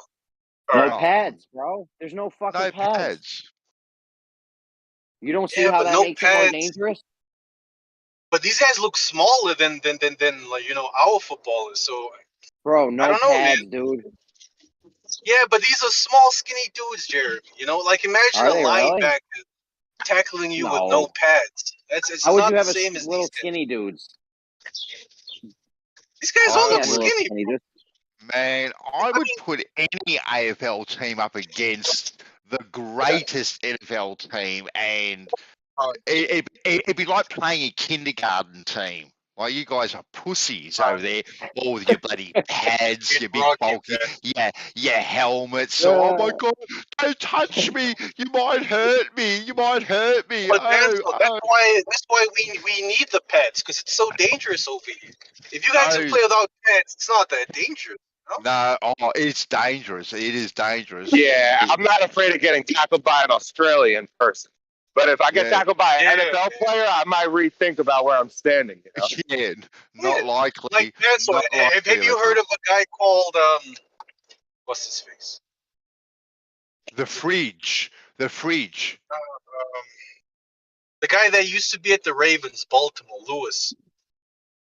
Ray Lewis. Oh, Ray Lewis. Lewis. Yeah, you heard of Ray Lewis, man? So no, should I? Bro, these It guys sounds- would kill should. people if they hit. yeah. If So there's a some of these reason guys Ray tackled Lewis needs to people- wear padding. Sorry. Go ahead, If Jeremy. some of these NFL players tackled people and there was no gear on, you would die. You would be having spinal Yeah, you would injuries, like die. 10 a game.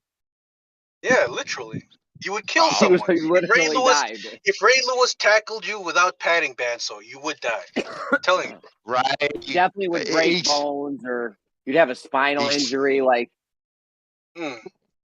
Hey, He sounds Bandy, let like me ask you. pussy. Yeah, buddy. Let me ask you a question real quick. So I was just watching. I was just watching that. What is AFL?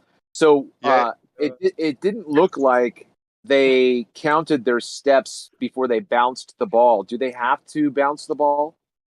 Yes, they have to. You can only take. oh, what is this? Basketball? Yeah, you bounce the ball. Yeah, as well. It's That's Hold on, so is this- not threatening. What's going That's on so here not now? You need to You're watch it, bouncing Jeremy. balls? Oh, you Watch bounce the, it, you hit, you Yeah, Jeremy, you just handball watch the video Travis posted. This stuff is not dangerous, man. Oh, hold on. I'll bring up a clip Post me and I'll show you. the biggest, meanest dude in the AFL. Get his. Let's see what this guy looks like. Okay, hold on. Oh, the biggest meanest dude would be Of fucking AFL. Barry Hall. I'm going to bring up some stuff and I'll show Bring you. up a picture. Let's see what the meanest, baddest motherfucker, Most Leroy most Brown. Bring up, ass motherfucker looks like. moments. bring up his biggest hits, Banso. His biggest tackles. AFL. Hold on. I'm googling it now. Hold on. Oh yeah, there we go. Get a compilation of it. You know what I've been watching recently? Like Stockton and Malone pick and roll, greatest screens of all time from the NBA. There's some good fucking compilations out there, dude. Stockton, Malone.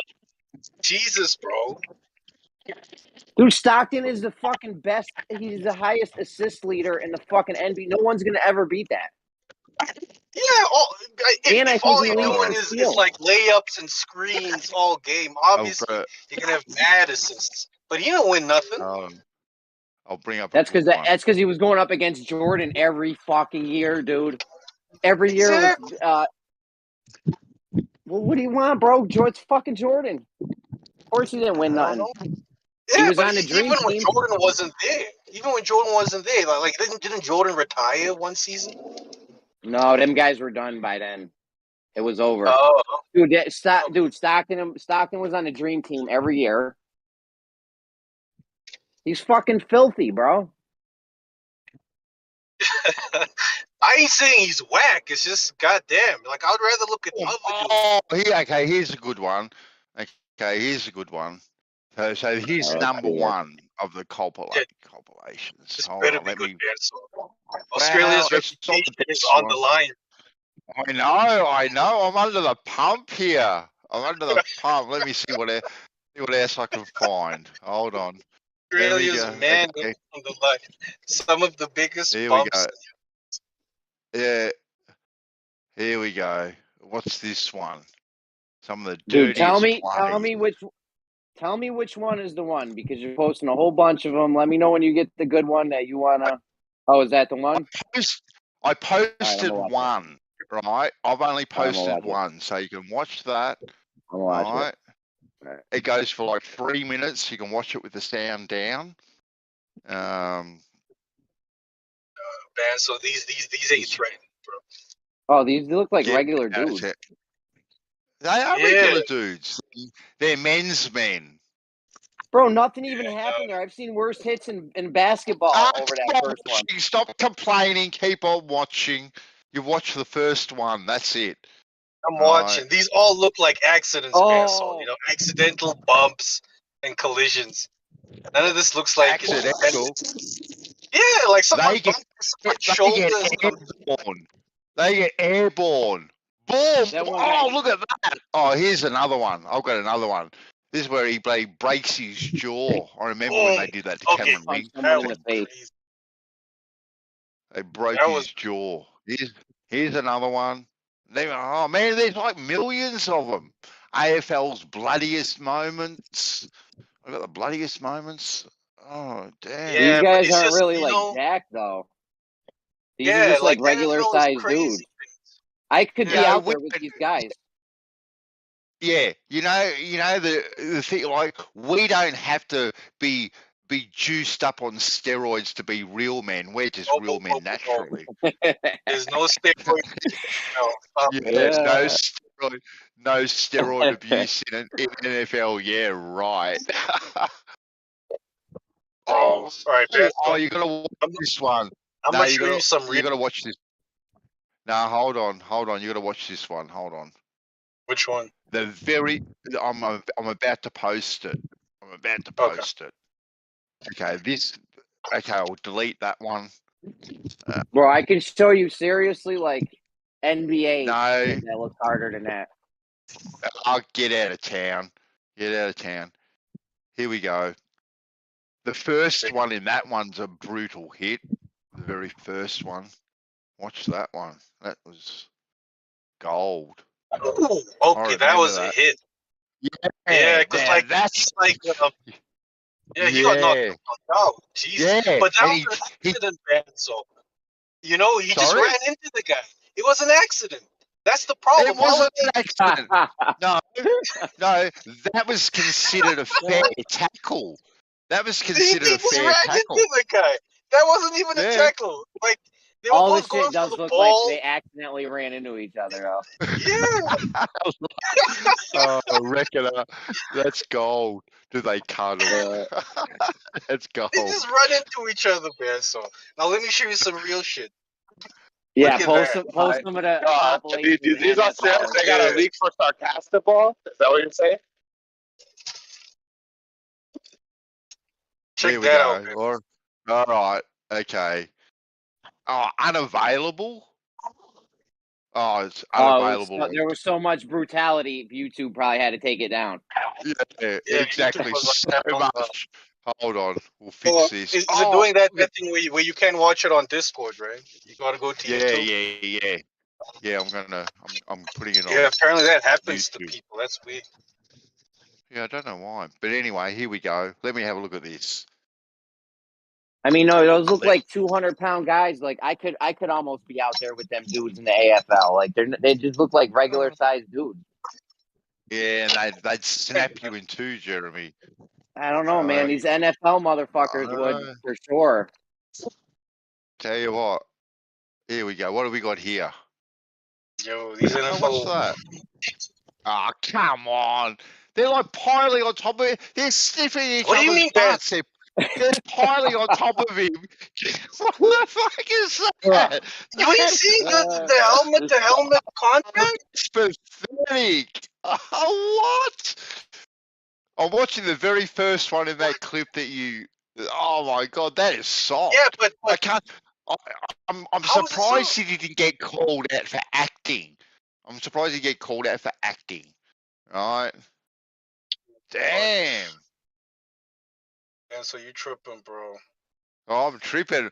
And it even says NFL biggest knockout hits ever.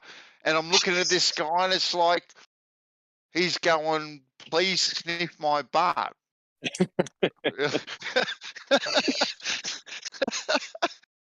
Man, so Bro, Wow. these guys be running full speed. They would fold you in half. They would fold one of these NFL guys in half. yeah. And it's not I that don't it's know. an accidental collision. It's that 3 guys are running at you, trying to kill you. They're actually trying to kill you, Benzo. Like, you realize that? They're waiting for that snap so that the moment that ball is released towards you, Oh, it's Lord. 3 guys on you. I You know, it's not cannot this. believe. I cannot believe how biased you guys are. Literally, how biased you guys are. Yeah, so Bro, you it's can't not be it's posting not biased. accidental. Listen, Yeah. it's not biased. These guys are like jacked off on steroids, right? So they're No, fucking when they having, hit someone. What's up? no, I was going to say, having said that, about it would have been about 15 years ago. We were in Melbourne, just walking down the street, and anyway, in the city mall there was a group of these dudes, and they were all about 6'3" to 6'6". Like, they were huge, these guys, and they were all jacked up, every single one of them. And they were absolute monsters. And anyway, they were over here. They were a college team, so they weren't even, they were just on the college circuit. But they're over here because we too have an amateur NFL competition here. Nowhere near to what you guys have. But they're over here doing some demonstration games over here. But the guys themselves, there would have been maybe eight or 10 of them, and they were huge. Like, they did look threatening, I must say. Look, I'm not gonna. But they all look jacked up on steroids, every And single those one are of them. college dudes. Those are Yeah, college yeah, dudes. I know, Jeremy, yeah. Only the best of those dudes are Yeah. only going to get in the NFL. Like, some guys might not even have made it. None of them guys because they weren't good enough. Yeah. Yeah. And so the NFL is so dangerous that the average length, like the average career length for an NFL player, is 3 seasons. That's how dangerous it is, bro. Hey, it's the same in the AFL, so don't be throwing out Really? statistics of the. Yeah, it's exactly the same in the AFL. But the difference being, like with the NFL, like, where the tackle's coming from. You don't get people running from behind you, right? You can get tackles from anywhere. You don't see it coming, Benzo. Oh, you know that fella's coming from in front of you. Oh no, bro! Dudes get taken out blindsided, Benzo. It usually does come from in front of you, only because the way the game works. But it can happen from the side or from behind easily. Like, there's no. Yeah, it does depending on the happen. play. Yeah, depending on the play, Jeremy. But a majority of the time, the tackle is coming from in front of you. A majority of the time, yes. And them guys are getting folded sometimes. The smaller dudes, when the bigger dudes hit the smaller dudes, or guys running full speed at you and just fucking. They just body them. It's crazy. Yeah, no, we've had a couple of Aussies go over there, and they've been kickers for the NFL over there. I think Green was one of them. Yeah, Anyway, your guys come over here and collect the tickets. Yeah, you don't even get to play in the games. You just give out tickets or whatever. Yeah, pretty much. Yeah, Benzo, you ain't got to do it now, but later when you got time, just look at the last video I posted where they compare a defensive tackle against like a normal person, Yeah, it's just crazy, man. Yeah, look, I'm not saying. Anyway, this interview that I saw with him, he said, you do get hit pretty hard and whatnot, but what he did say, which was interesting, like, even though all that padding that they have on is, for their own protection and the helmets and all that sort of stuff, they also too use the padding and their helmets as a weapon, right? Oh yeah. Oh yeah. Yeah, exactly. Yeah. Exactly right. Yeah. Guys because they but I think they outlawed the rule now. But what they would do in the past is they would spear you helmet to helmet. Like they would literally knock into your helmet with theirs, But I think it's been outlawed, You can't tackle like that anymore. Yeah. Dude, they had to change so many rules because people were just getting fucking destroyed out there. You can't lean. You can't put. I don't think you can put your shoulder into anyone anymore. Like you can't lower your shoulder. Yeah. You'll fucking demo someone like that. We've had a lot of rule changes as well, Jeremy, for that very same thing to protect the head, especially like that one that you saw, Nate, where the guy was airborne and got his head taken off, sort of thing. That was crazy. When that happened back in the day, that was a legal tackle. Like you didn't get suspended for that. These days, you would get suspended for like 6 weeks for doing something like that. Dude, and what Vance on one of your clips, like after the play was over, and one guy just punched another guy dead in his face. Yeah, exactly. You guys are playing a mix of hockey, basketball, and football out there. Yeah. Like, you guys made your own sport up. Yeah, and boxing as well, bare knuckle boxing. Yeah, exactly. You guys made some crazy weird sport up that just has all the sports in it. Yeah, a free for all basically. It's basically a free for all. You got to dribble, you can tackle. Yeah, but that would be interesting to see, man. Set up a game between AFL players and NFL players.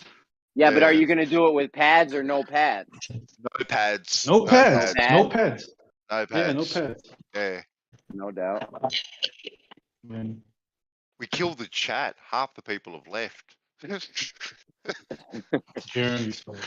We got a scolding. That electric fellow came in and gave us a real talking to, Jeremy, for selling on. Yeah, well, I mean, I wasn't taking it seriously. He thought we were denying that shit happened or something, which wasn't the case. No, we were all over it. It's like, come on, someone up. Like he thought we were trolling. Like, come on. Like I'm not denying they're sacrificing owls at Bohemian Grove and then having sex magic parties over whatever. Like I'm not denying any of that shit happened. Yeah, but it did sound like you guys wasn't being serious, Dude, I would seriously sign up for that shit. If they were like, yo, we want you in the Illuminati, we're gonna have your back. We're gonna let you in on all the stuff, you're gonna be in our group. I'd be like, yo, let's do it. Sign me up. I imagine being able to sit on your back porch with your grandkids on your knee and tell them about all the experiences you've had with the Illuminati.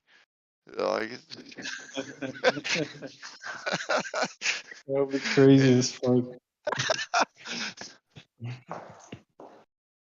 Yeah, but I would never do it, man. Oh God, you goody. Yeah. What if you could get in there and change things and actually help people? But you can't, Cool. You've made a deal not to, Jeremy. You've made a deal not help to people. That's part of their deal. You can't help people. Really? Is that no part of the deal is you need to swear loyalty to them and whatever their goals are. So if their goal is not to help people, you can't do anything about it. If it is to help people, good for you. You got but is there like the contract that you sign? Is there like fine print that you can't help people? I don't know what exactly their motives are. All I know is when you join these people, you have to swear blind loyalty towards them. I don't know. It sounds Guess what happens though, Nate? Nate, guess what happens though? Contracts, why would anybody do that? That makes contracts, oaths, all that shit. They get broken all the time. Yeah, and that's how people end up dead, bro. That's how I hear you. I told you. You know the play in baseball when you got to sacrifice? You know the play in baseball when you got to make a sacrifice to get your guy across the plate or something? Yeah. Yeah, that's you Actually, got to take one for the team sometimes. I'm getting a little bit suspicious about Nate. He seems to know a lot about how you get into these places, Jeremy. Like he knows Yeah, he's a Oh lot. probably yeah, in them right because I now. mean, He's probably when I part was of in them right high now. school, I was deep into this shit, bro. You know, because my grandma, she's like into Islamic like occultism sort of. Yep. Okay. Yeah, so this shit Really? piqued my interest, and I Yep. went deep into this shit, bro. You know, like I would get in touch with people that claim to have joined these things and ask so many questions. Like I was really intrigued by it. But yeah, it's all, people with weird, selfish agendas. Yeah. Yeah, so it kind of bummed me out when I realized who the people are involved in these things, I mean, it's people you've never heard of till you look into their life stories, and it's just weirdness. Yeah. No, unfortunately, there is too much sick and twisted stuff that happens out there. Yeah, and that's what like for real. Dude, the Like, sick and twisted for real, thing, man. the sick and twisted thing is having, I don't know, 50, 60 billion dollars and being able to sleep good at night while there's people out there freezing to death, starving to death, all kinds of right. shit, struggling. Yeah. That's the fucking that's the thing. Yeah, right but there. those people need to starve in order for you to have what you have, because that's the deal you made. Dude, what? Nate, you didn't really just say that, did you? What did he say? In order for you to have $1 fuck, billion, Nate? That's sick, Jared, dude. in order for you, no, all I'm saying is that is the deal you sign up to. In order for you to have $1 billion, someone has to be played out. Someone has to go broke for you to have all of that. No, Like a whole dude. nation. That is That's true, sick, Jeremy. dude. Yeah, a whole nation needs to go broke for you to have all of that money, man. That's the deal you sign when you join these people. So there That's needs why to be. You don't know that. Mhm. You don't know that. Oh no, trust me. I know that, Jay. You don't know that, dude. Okay, do you know Yeah, but Elon you were Musk? gonna Is Elon Musk part of these Illuminati motherfuckers that signed that deal? Definitely. Have you looked into Elon Musk? Like, you really think he came up poor and what yada yada? Look into who his people are, the family he came from. And there was a deal he signed where he said people have to starve to death and suffer in order for you to have all this money. Come on, Jeremy. Yep. I like that. Come on, Jay. I think what he's saying is the consequence of you becoming a millionaire is that somebody No. is gonna lose. Yeah, someone No. has to be sacrificed. You have to give something up. Whether it's you're gonna give up your own mom so that you can make this money, or you're gonna sacrifice a whole indigenous tribe in the middle of the Amazon, or you're gonna sacrifice a whole country. It depends what it is you're willing to give up to get all of these material riches. But you gotta give up something in order to seal that contract. The contract with the Illuminati. Yeah, and that's what I mean by selling So your you soul. see- Because if you yeah. are willing to condemn 1 million people to death, bro, like you already know what's going to happen to you in See, the afterlife. Silent. He's not just talking about this is the aftermath of you having all the money. I hear. Yeah. He's saying this is a contract you got to sign to get into the Illuminati, to where you can't help people or something. And Elon Musk signed one of these. Example. Who knows, bro? Who knows? Maybe Elon Musk signed the deal, and for some weird reason, they said what you are going to give up is 100 people doing well off in life. I don't know, but normally, in order for you How to you do that? get these riches, 100, like how you do that?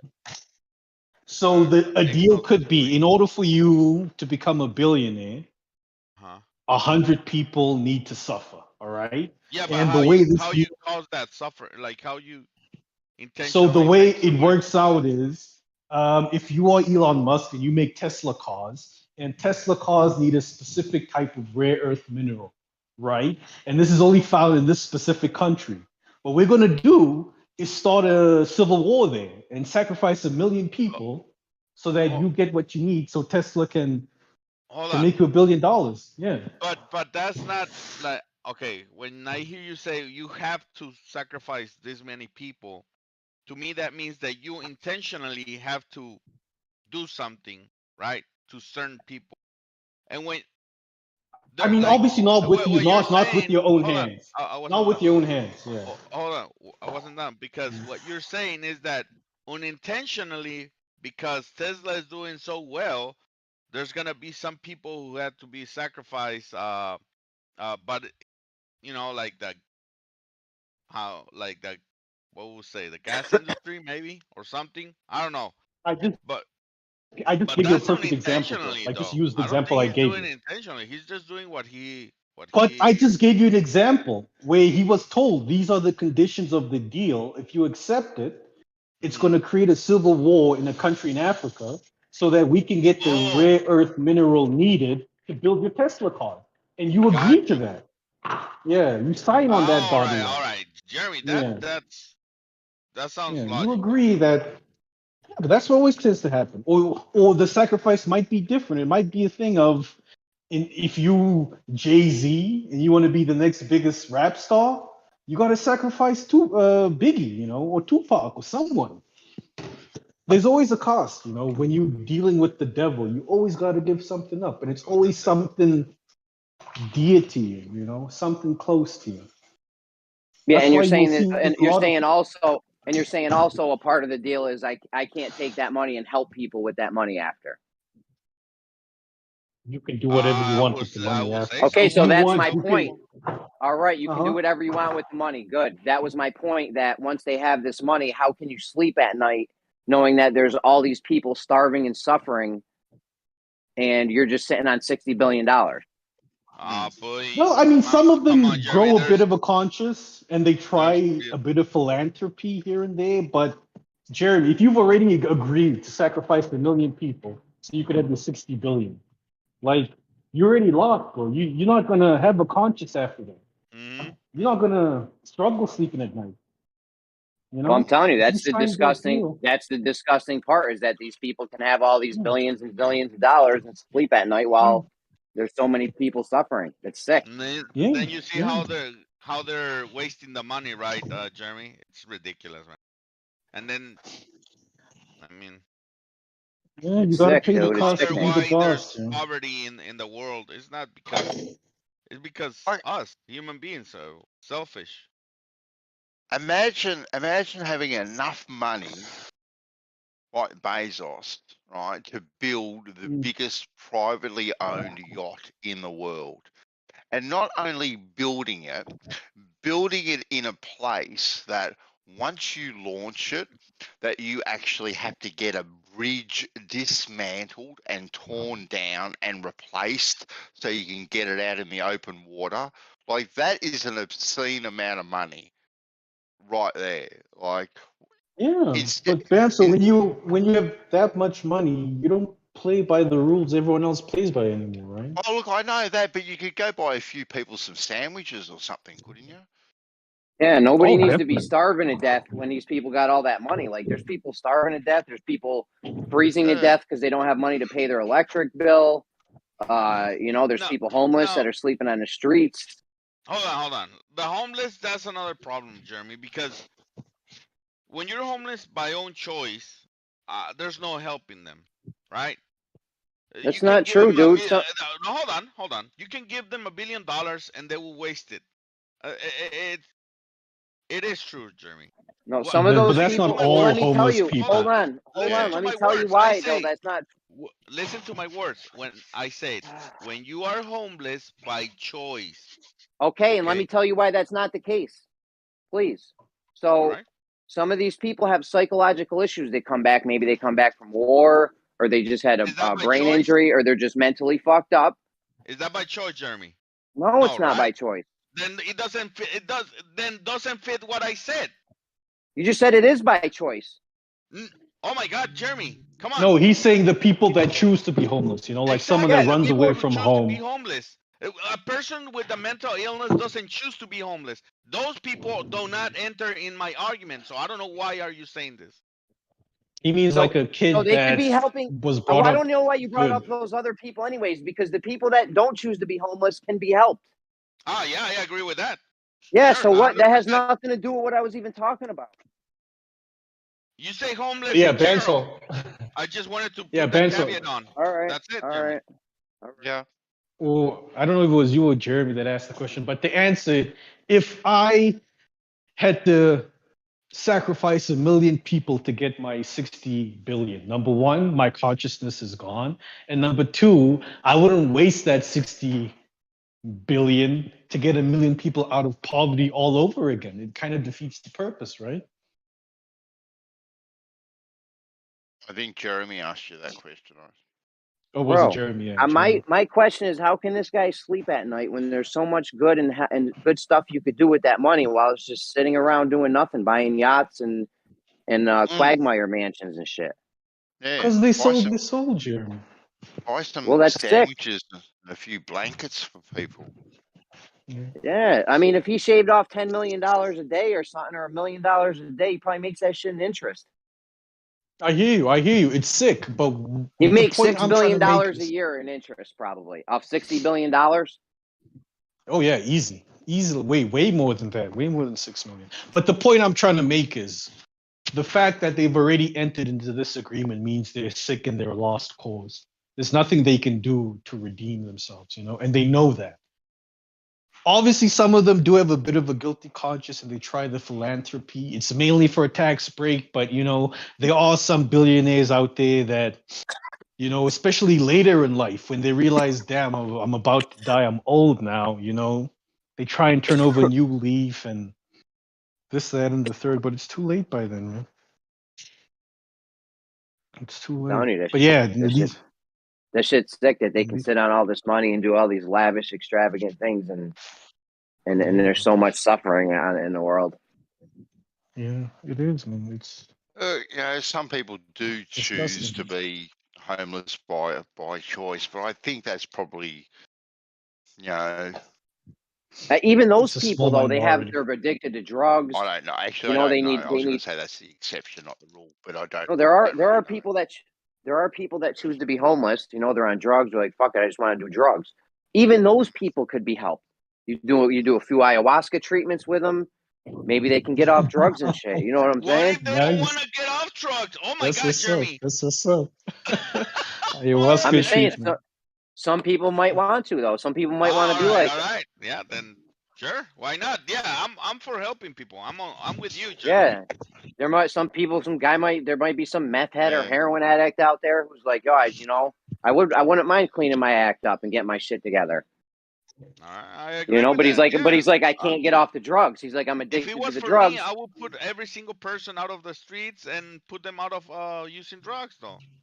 But I mean, well, you can't though. You can't. Some people. I suppose you got to ask your question really in the first place. Why do any of these people get to this place in the first place? Whether it's by choice or not by choice. Well, some of them. What's driven them to this, and how can you help that? Some of them were driven there by. Some of them were driven there by. Some people just got mental disorders and shit, but some people were driven there by.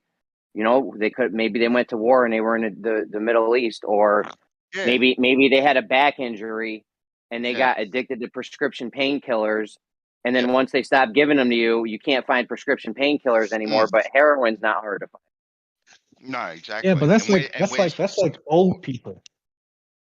Like most of these, new homeless types, it's because it's kind of cool, and a lot of them, it's kids that run away from home because they'd rather hang out and bang gang with their friends than listen to their parents and do homework, so they go and live in crack houses and shit. Well, I don't know if it's cool at all, to be quite honest with you.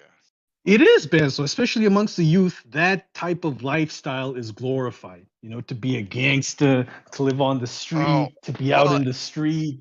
Glorified, yes. It definitely wasn't glorified when I was a kid.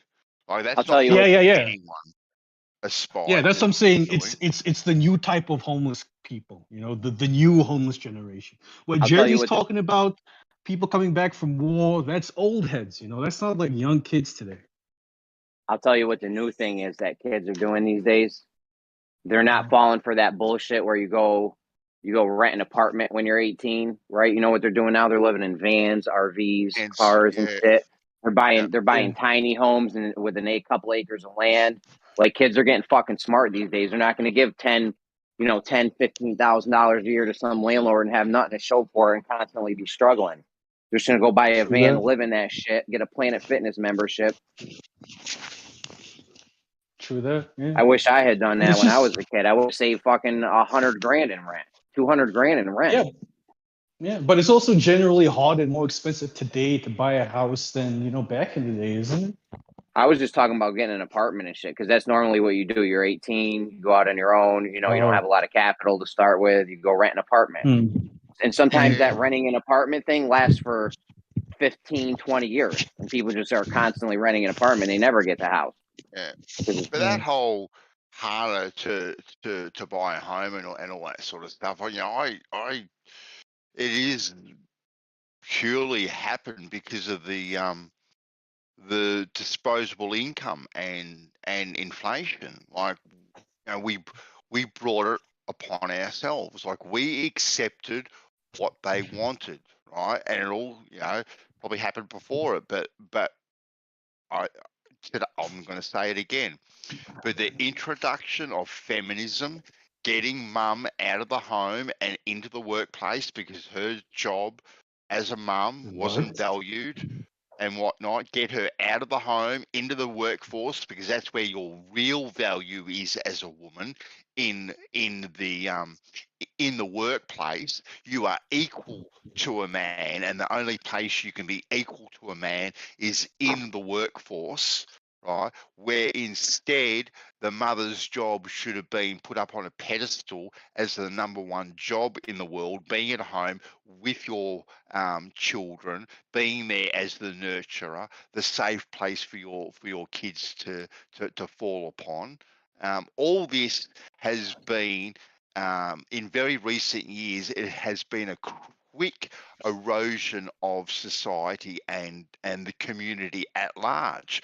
I remember as a kid, like, just walking around, I'd see Mrs. Hoy, you'd see Mrs. Jones, you'd see Patrick's mum, you'd see Jodie's mum, like you had all these eyes kind of on you at any one particular time, kind of looking out for you, not sticking their nose in your business, but, you know, there was always someone out looking out for you, and you always had a place to go. You might not have been at home, but you always had a home to go to, always a safe place to fall if you're in trouble. And now mum has been taken out of the home, right, because her job is no longer valued there anymore, because it's in the workplace, and as a Did you grow result, up in the city, Jansel?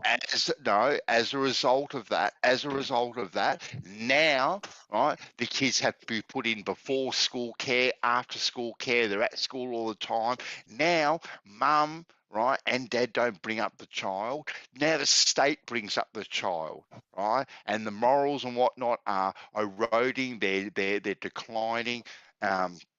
Now, you know, when the parents get home, they've got little time for their kids. The convenient babysitter is the TV, it's the tablet, it's the computer, because the parents are too tired to even have an active role in what their kids are doing. You know, it has destroyed society. It I has know that's true. absolutely destroyed Well, it. think if you're running this whole thing, you're like, yo, we got all these men working, we're making a lot of money, they're giving us a lot of taxes, you know, we're making a lot of money from the business that they're supplying Yep. us, you know, the materials. They're like, what would be better is if we had the other half of the population doing this too. We'd make more money. We'll make more Yep. taxes, whatever your goal is, any business, you're going to make more money. You're going to have more people to spend more money. So like, we need more money. That's what I mean. This whole money thing and capitalism and us in this quest for money, always getting money, get more money, like, it's ruining us.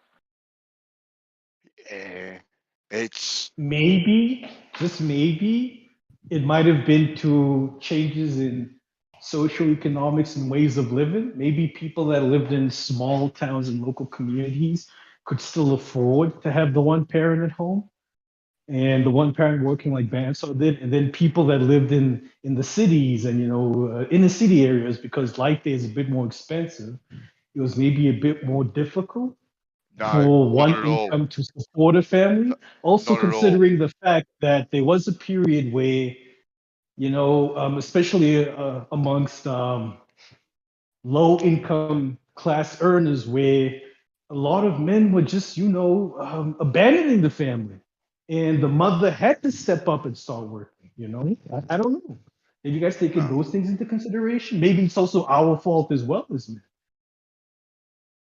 Our fault as well as Yeah, her. because I have so many, it's our fault as well as men. We can't just blame feminism 100%.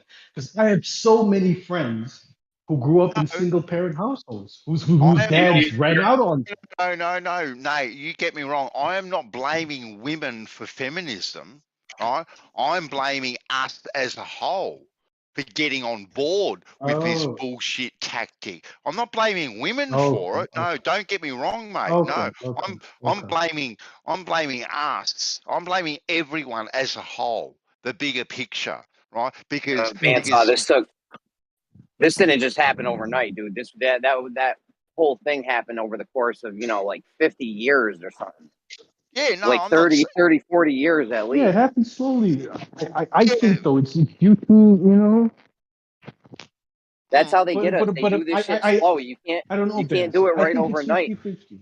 Go ahead. I what's don't. 50-50? What's Yo, can you guys hear 50-50? me? What's 50-50, Nate? Hello. Hello? Here, Oh, we heard him, but I know he's dropped out. He's come back. You there, Nate?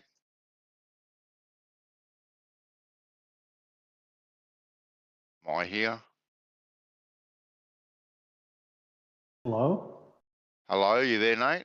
we hear you. Yeah. Yeah, we can Oh, hear you. just go to acting up. But yeah, I mean, I think it's a lot of things that cause these things to happen, not just feminism, Benson. Because with feminism, I think the main point of feminism was women wanted the right to vote and the right to have a say as to how things happen in society, because it was a thing of the women's places only at home, out in town. Women shouldn't have a say as to how things are run or done in society. The whole women now entering the male workforce, it's a bit of feminism, but I think it's mainly the fact that mothers were put in situations where they had to take care of a whole family by themselves. So they needed to start working, right? Yeah, no, I don't.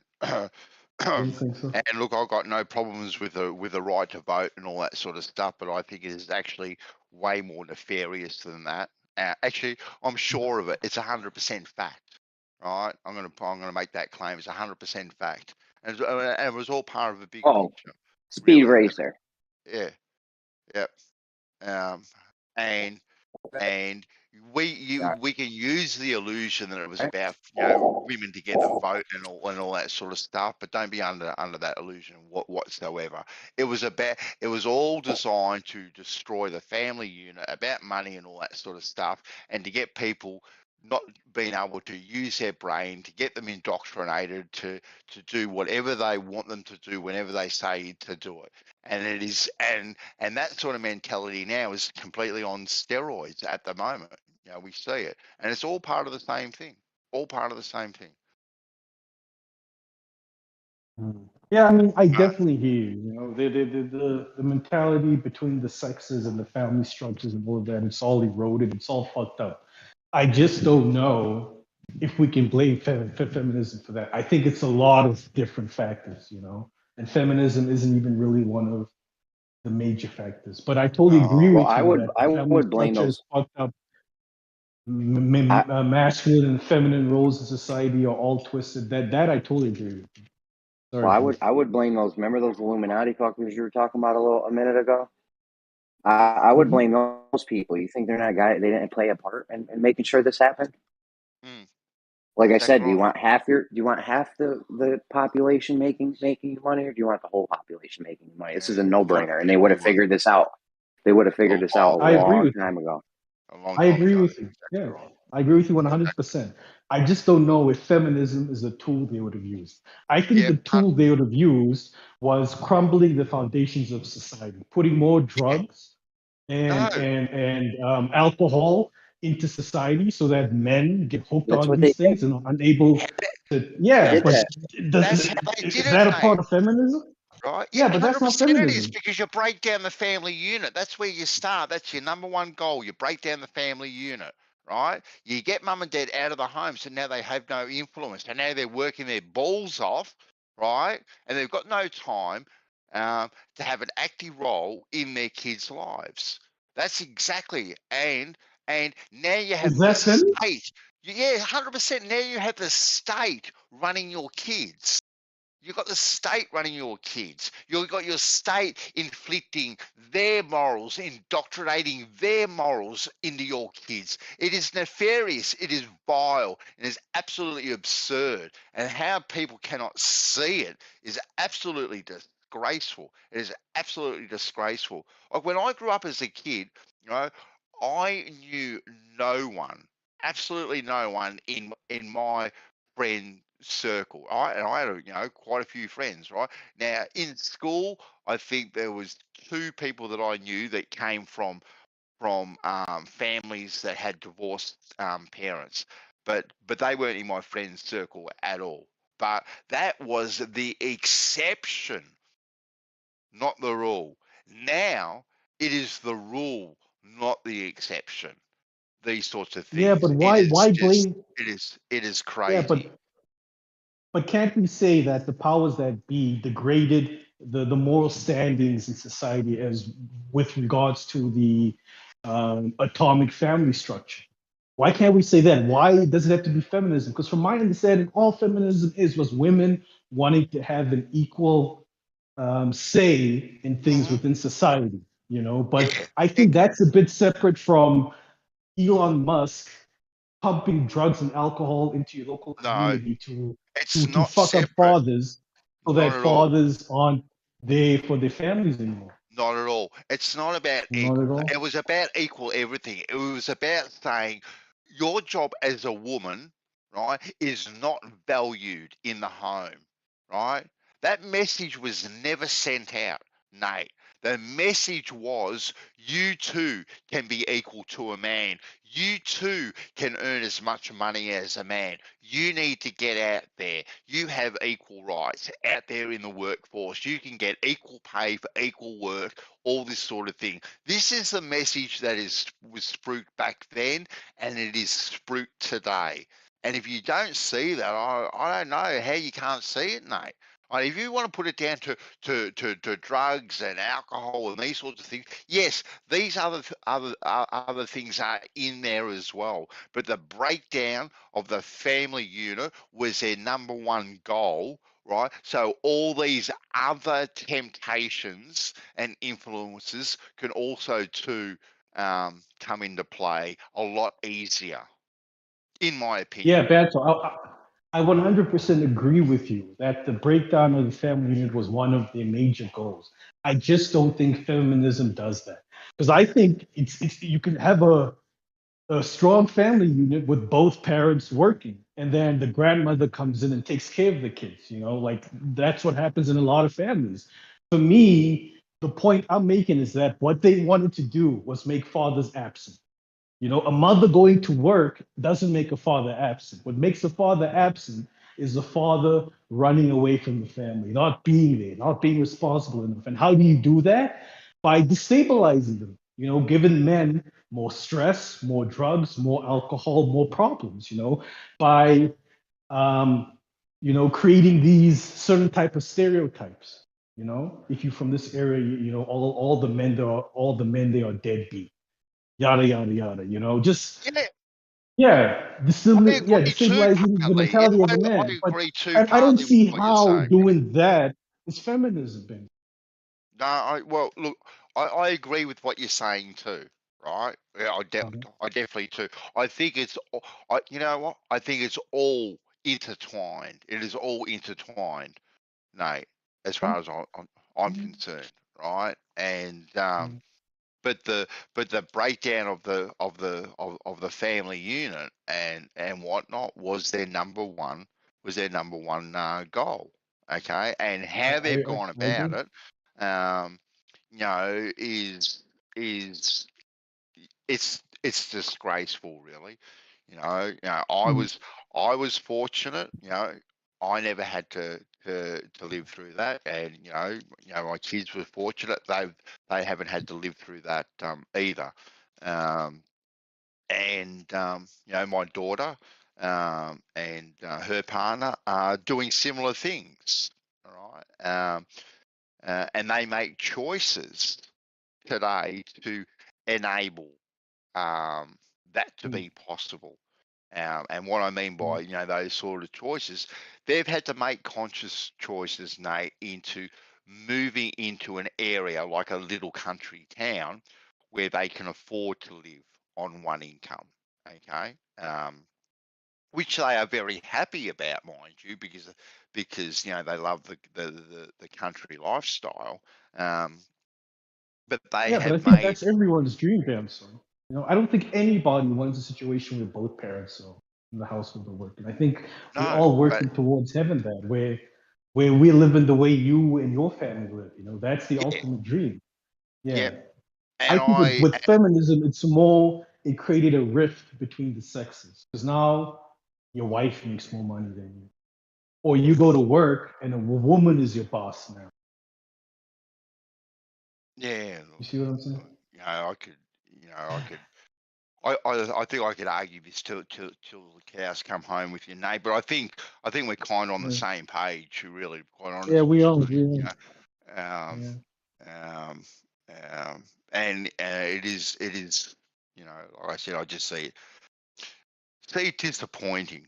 I, it is a shame when you just drive down the streets, right? When I was a kid, all the parks would be full. Right? You see kids everywhere outside, just doing what kids do, and yeah, I know we're in new times and all that sort of stuff with technology and all this sort of stuff, but you just don't see that sort of stuff anymore. You don't, what you don't see is the sense of community anymore. Like it's not evident, the sense of community. It's not out there. Whereas once upon a time, it would be out there. I can remember, growing up, from growing up onto the farm, and when we moved to the suburbs, there would be um, things down at your local hall and whatnot where the community would go. There'd be a function where you kind of all go, and the parents would mingle, and the kids would all be playing inside and running around the hall and all that sort of stuff.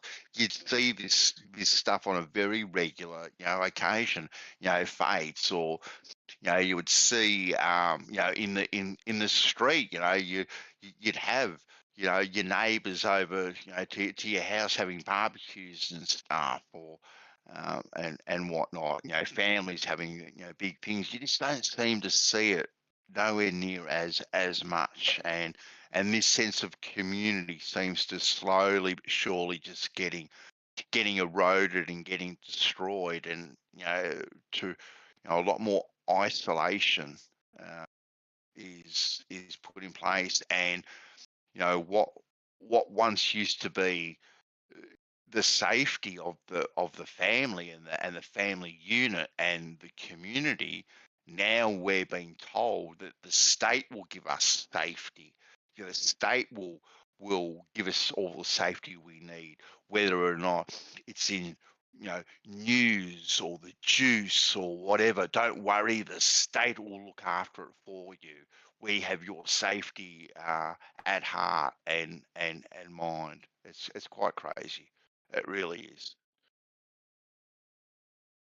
No, no, 100%. I mean, I agree with you based on what I've been told, because obviously I wasn't alive to see how life used to be back in the day. But yeah, my grandparents tell me the same thing. How, like the example you gave, right, where you'd be playing in the street and everyone's moms got their eyes on you. Like they all watch in the neighborhood because it's like you all raise the kids together. You know.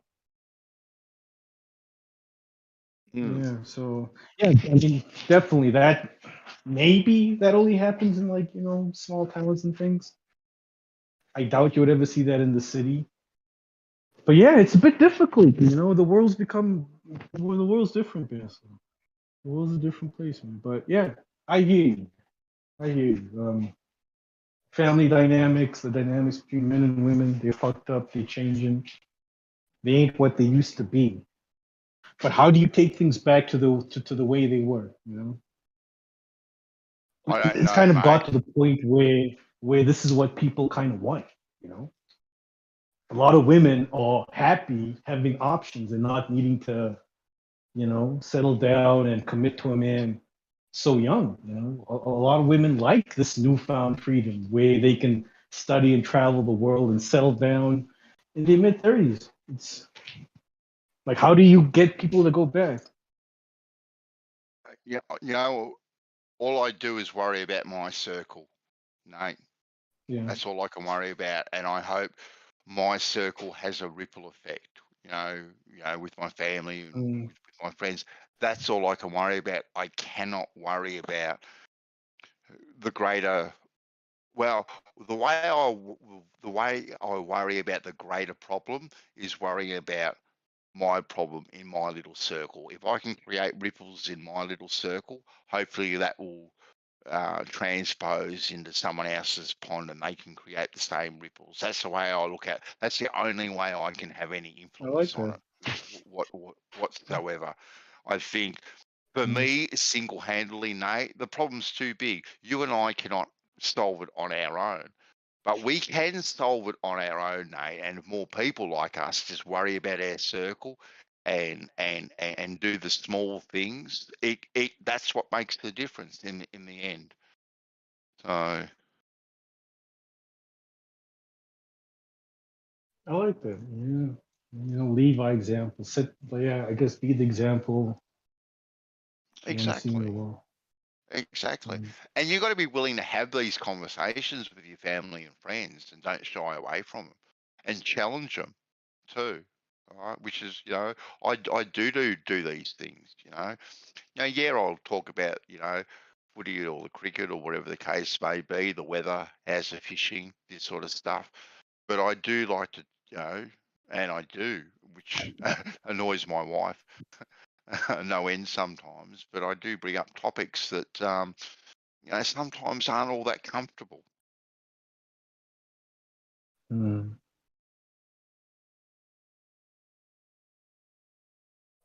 you gotta, you know, ask the hard questions. Yeah, but you know, obviously you But do it yeah, in a for the most part, yeah. Yeah, I was gonna say for the most part, I agree with most of what you're saying, but I wish you would say something I don't agree with, you know, so that I would have more to say. But if I agree with you, I don't want to sit here and, you know, co-sign and dick ride you, bro. You know, I'm sorry, but yeah. No, I think we are on the same page when it comes to this. You know, we're we're pretty much on the I same was just page making a joke. with pretty much everything we say. Unfortunately, Yeah. there's not too much we disagree on, really. Well, with regards to this topic, yeah, definitely. Well, I think with lots of What's happening topics, to society? we agree on lots of things, Nate. You and I, to be honest with you. You're only wrong on one thing, really, Nate. How water works? Oh, I said you are only wrong on one topic. Yeah, am I wrong on how water works? Is that the topic? No, well, you're just wrong in relation to any sort of curvature. Your basic understanding of water is pretty much solid. Right? So I can't really fault you on that. But you know, you just you just I don't know. You've just strayed a little bit in regards to curvature, is all. But that's all right. That's a minor point. We can move beyond that. If that's the only thing you don't understand, that means you understand women. Can you teach a course? Because I'm confused. You don't why? What's wrong? What's wrong with the women in your life? Oh, damn. You got women problems. How much time you got? We got all day. They make plans and then don't tell you about it, and then get mad that you don't have a plan. Oh, damn. Yeah. That Oof, old that's chestnut. yeah. You just gotta somehow accept it was your fault. Because if you prove Yeah, to them you were right and they were in the wrong, you're gonna sleep on the couch. Man. You know, like yeah, you man. gotta let a Yeah, woman know. Big that's right. So true. women on. That's right. You gotta learn which side your bread is buttered on. Right? And you never want that butter hitting ground first, because the 5-second rule does not Yeah. apply in that in that Mhm. case. But Oh yeah. you gotta they have to have those victories, right? So you just gotta suck it up, right? Be a man about it, and go, yes, dear, no, dear, 3 bags full, dear, and your life will be peachy. Like it really will. True that. True that. Yeah. It really, You- it really will be peachy. uh, And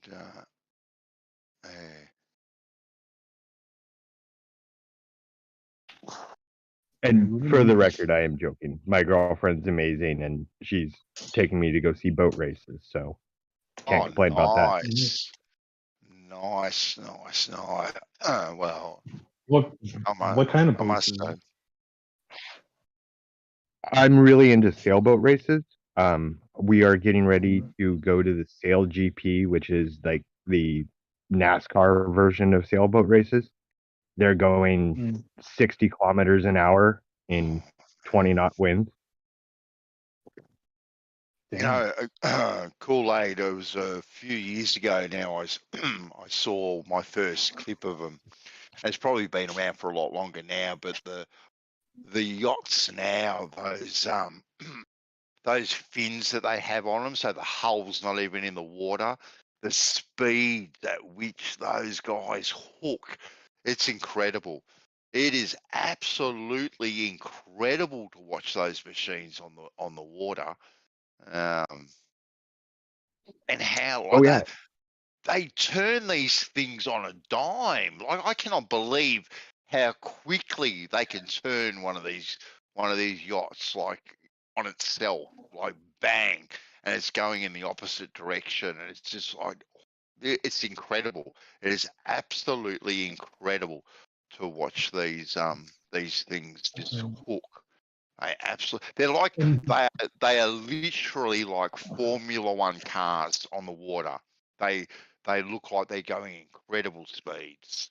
Incredible speeds. doesn't it take like a lot of coordination? Like how many people on a sailboat? Like just to make a turn, someone's got to do this. It's more than just someone turning the thingy, right? Here we go. What's Kool-Aid dropped? That's just a little compilation clip of some of the better maneuvers. Yeah.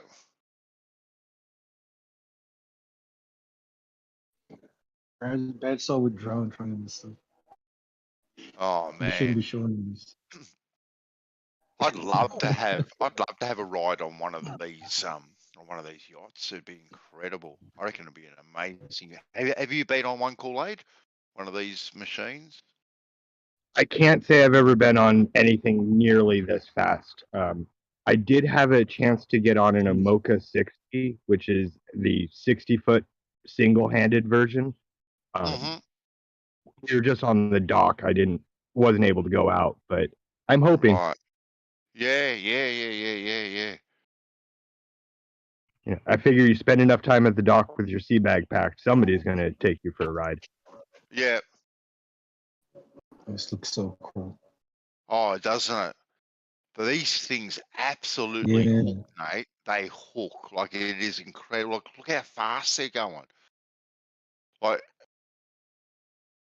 Yes, it's so coordinated. Everyone knows where to yeah, be. Yeah, it's like clockwork, yeah. yeah. Some of that, I don't know. Some of that footage. Yeah, but it's going. It's Kool-Aid, did and you it's, see that? Hold on, Kool-Aid, did you see that boat? I think they called it the Black Pearl, not the one from the Pirates of the Caribbean movie. But there's another one. All the sails are like, it's got the most amount of sales square footage, and it's all automatic. Like it's ran by computers, so it turns automatically to get the best wind and shit always. I think it was called the Black Pearl or something. So I can't say I've ever seen that one. I'll definitely look it up here. But a lot of the modern yachts, if we're not talking race boats, but we're talking cruise boats, are all push button sail sets where you just push a button, the computer does everything for you.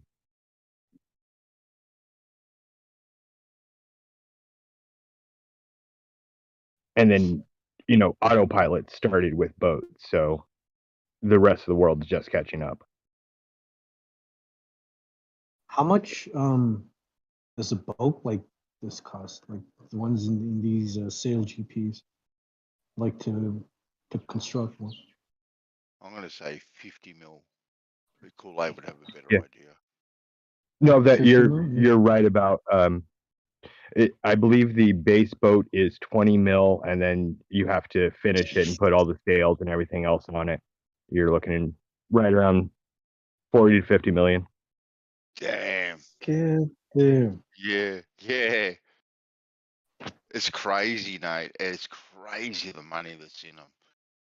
And the Yeah, stress but is that's that those sail GP boats are under. Those boats will only last for a season, and then they're toast. No way. Really? Yeah. There's so many micro fractures in the fiberglass just from the force of it hitting the water and the shearing force of the sail and everything. It's no longer safe to sail. Imagine you could put something like this into the air, like I don't know, maybe bigger sails, bigger wings or something. But ooh, this would just cut through the sky, man.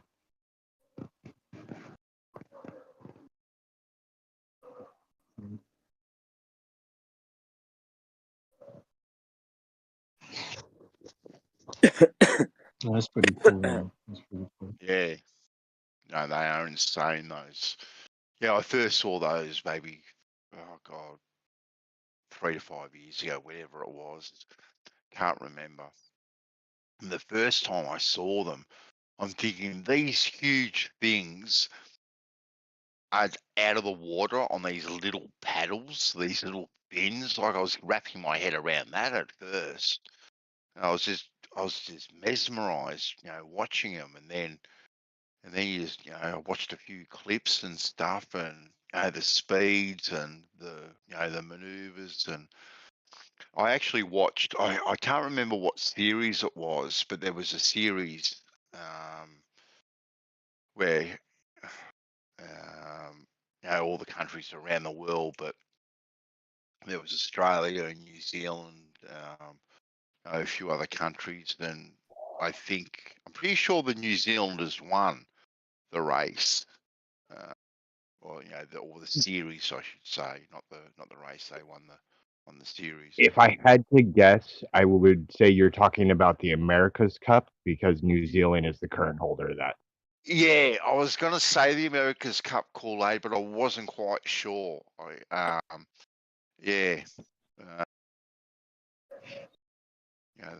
was an incredible series. The American skipper Jimmy Spithill ended up breaking 3 ribs on the final race, and those guys were just going all out.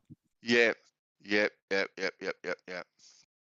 And it's really cool too, because when I was watching it, because they have all the computer graphics overlaid on everything, and even though all the yachts are in different positions, and maybe one might look more behind than the other ones, the way the computer graphics were overlaid over the screen, it actually showed exactly like how close they were, like when they were going to get to that point where they were going to turn.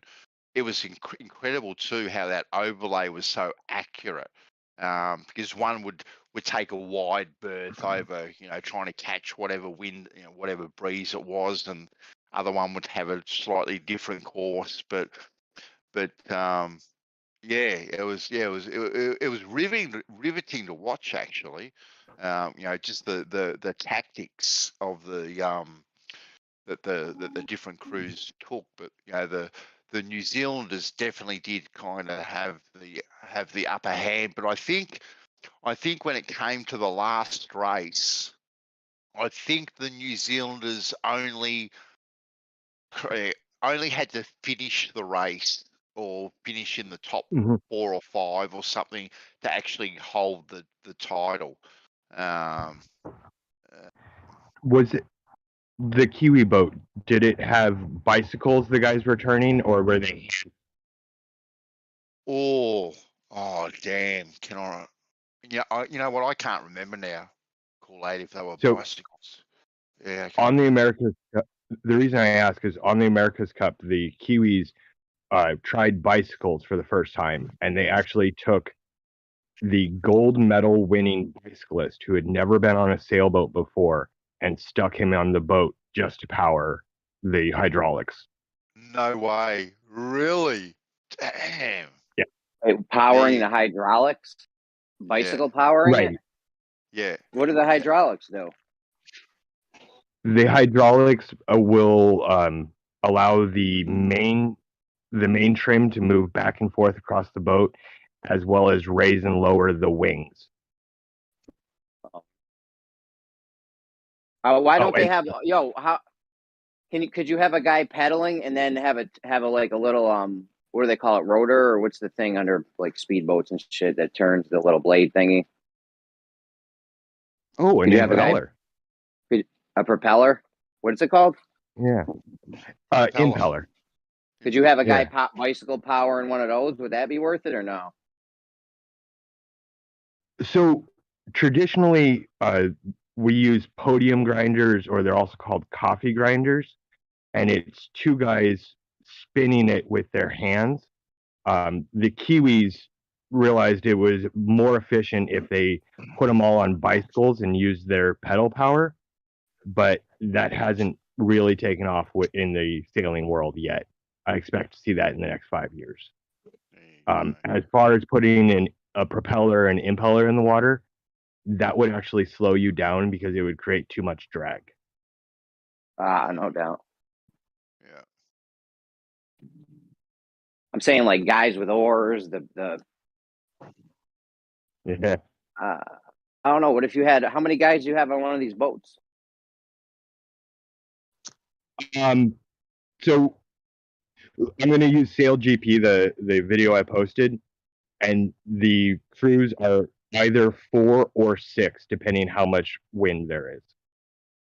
I'm saying, don't they get caught in the spaces where there's like not a lot of wind or no wind sometimes, and you get fucked up? Like at that point, wouldn't it be worth it to Yeah. have like guys with oars or guys pedaling, pedal powering a propeller or impeller or whatever it was called?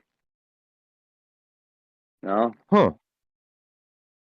You know what I'm saying? If I you're know. just sitting there not doing nothing, you might as well have like an oar or the fucking propeller thing. Like maybe don't have it in the water the whole time so it's not causing drag. But when it's like, all right, it's better to put this in and pedal power it than to just sit here and, you know, go slow or whatever, or not go at all because there's no wind. Yeah, you're talking like on the long races, like the Golden Globe or the Vendée or something like that. Hey, that's a really interesting idea. I'll check the rules. I don't know. Actually, I do, because in the Vendée they've snapped masts off and had to row to shore, so and that was considered legal. So yeah, it's a great point, Jeremy. Yeah, but in the Vendée, there's only one guy, right? Right. Yeah. Back in the 70s, they would have their mast snap off quite frequently, and they would pull into a deserted island and fix it themselves and keep going.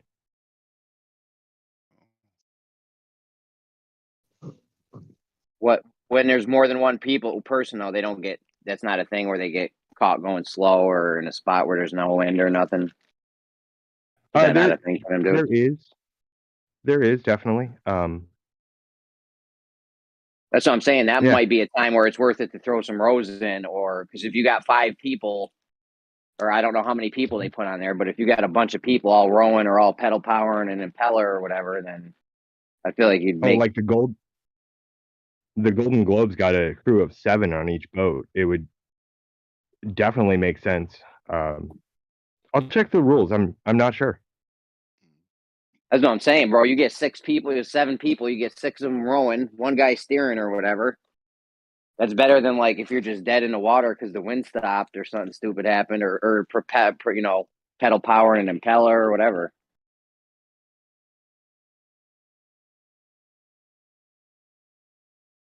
I wouldn't want to just sit there. What's up? You out here, man? I'm gonna go get some beauty sleep. It ain't gonna work. Yeah, I know. I need to like sleep for 2 years straight, little smartass. But anyway, guys, don't get too crazy, and I'll probably see you tomorrow or sometime. Take it easy. Night, bandsaw. Later, bandsaw. We're gonna get fucking crazy in here. Yeah, get crazy. All right, thanks for the good chat, guys. Catch us later. Bye.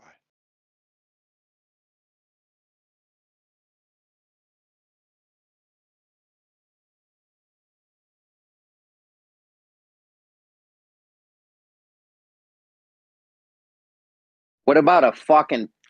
How come they don't have like them things you go like what do they call it when you have like a surfboard attached to your feet, but then you got like this fucking parachute thing you hang on to? Like how come they don't throw one of them shits up when they got some good wind? Mm-hmm. You have a nice one of those in a little brief, suitcase type thing, and just sitting on the deck somewhere, just for when the winds get heavy, and you're like, oh shit, we get busy right here. Throw that fucking parasailing thing out there. So there is a sail called a kite, which is basically what you're talking about. It's yeah, hell connected yeah. to the boat on 2 ropes, and it's way up in the air. It's definitely used mostly on downwind legs.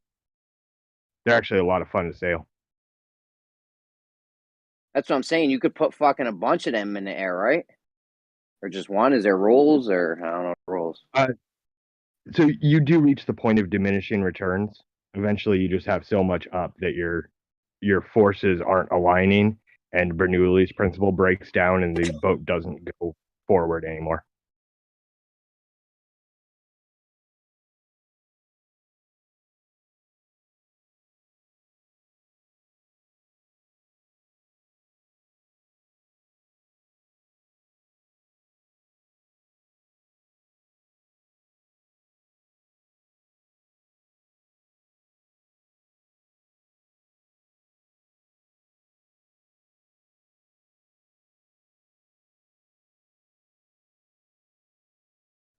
Okay, here it is in the Golden Globe.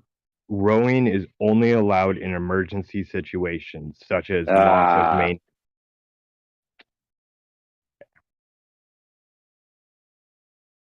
It's a good thought, though. Yeah, I mean, if you got 6 guys just standing around holding their dicks, you might as well have them fucking doing something.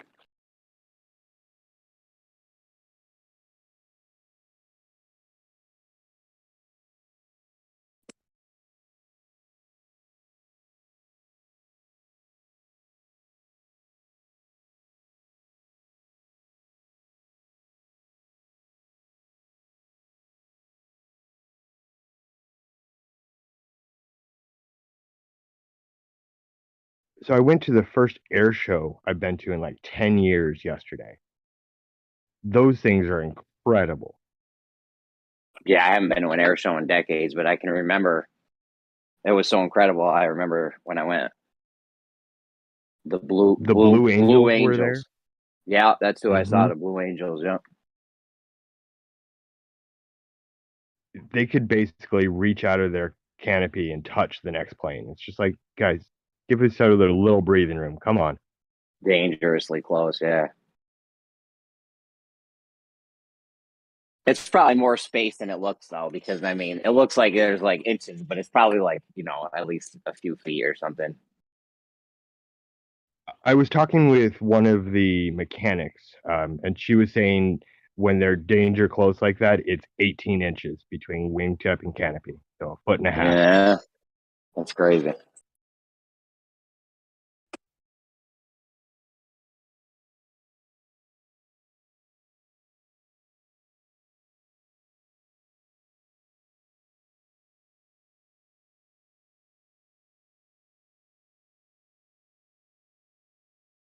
So how are you celebrating America Fuck Yeah Day? We're not doing much. Probably just go outside in the pool a little bit, hang out with the fam. There you go. Do something special with the kids. No, I'm not doing nothing special. Just chilling at home. We had a cookout yesterday and shit. You're at least gonna blow some shit up, right? Nope, I got no fireworks. I think I got some sparklers. Oh, that's right. You live in New York. You guys probably have stupid laws about it. Bullshit, yeah. There was a year where you can buy little rinky-dink fireworks right at Walmart for a while, and then they took that down. Stopped doing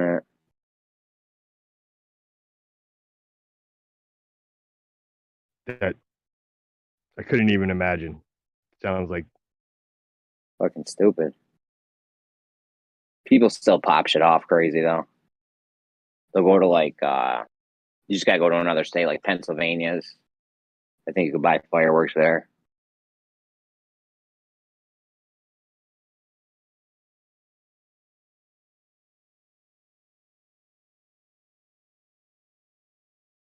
How about anybody else? Crypto or anybody? You guys doing anything fun for America Fuck Yeah Day?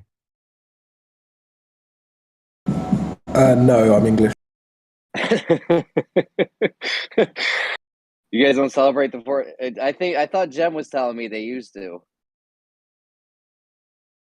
Honestly, I don't even know why you celebrate it.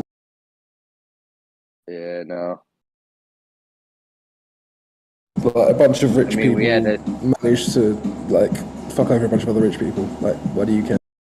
We had to put the British people in their place. You know, today was the day. Yeah, you didn't know. It's just like you got a bunch of royal families vying for power. Like, I don't know why you give a shit, honestly. Yeah, no, I hear you. I hear you. We care because it's a day to drink Bud Light and blow shit up. Hell, you should do that. You should do that every day, though.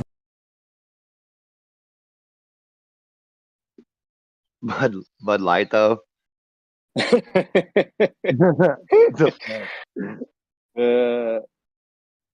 What's up, fellas? And finally, some sane people to talk to. Where are they? Christ. No, on my They're level. in his head. My level of sane. This is.